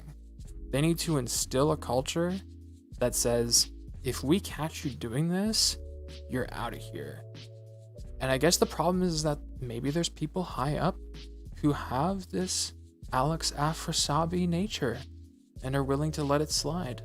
But boy, this is just another vote against why, for me, alcohol is just such a terrible thing.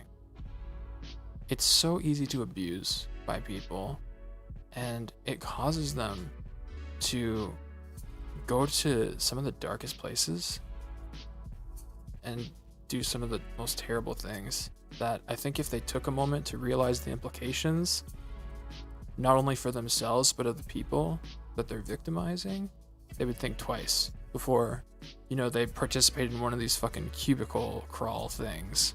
Which, you know, I understand where Asmongold is coming from, saying that it sounds fun, but it sounds fun from the perspective of thinking that alcohol is just like this light, easy time that just kind of like takes the edge off. But for some people, it's like an excuse to become an abusive person that is not in no way, shape, or form respectable. I can't stand people who abuse alcohol. It's just nothing that I want to be a part of. So, I better get to work on editing these all together, because I did have some pausing in between. A lot of stuff coming forward, and I wouldn't be surprised if more came forward, but quite frankly, I would like to get back to editing just the stuff that I enjoy. I'm playing LA Noire. I'm going to edit each case into like a short episode with some stuff over top, making little jokes, and, then just like grind out a little bit more Final Fantasy while my subscription is live.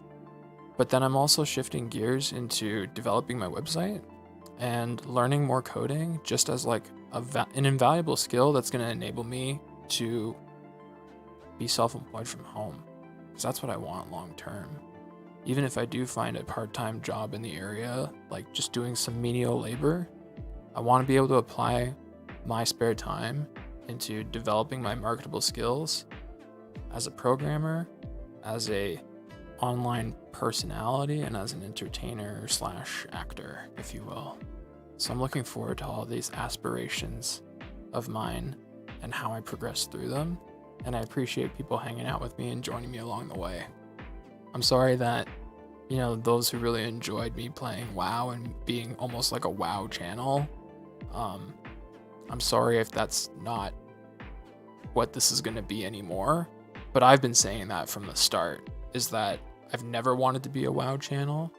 It's something that I enjoyed a great deal, and I felt obligated to enjoy it for as much as I could, because I always had this sinking feeling that I was going to want to stop, and that, I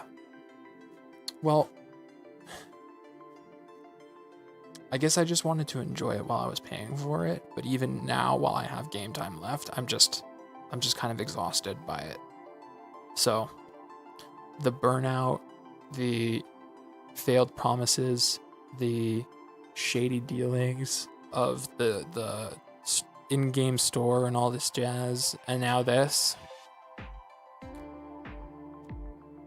We had a good run, Blizzard, but the time has come, and I guess I can't say that this is goodbye, because it's not fair to every single person at Blizzard, many of which who I'm sure are kind-hearted, wonderful people who work very hard.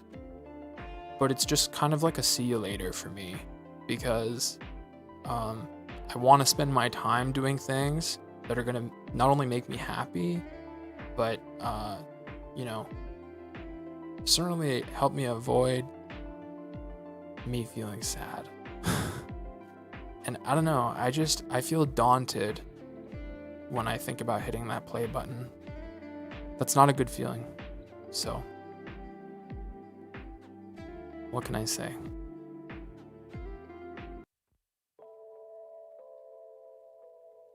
So, thank you all for tuning in once again. Appreciate y'all. Looking forward to what's coming up next. Peace and love to my ladies and bros. And may the force be with you. Always. Bye-bye for now.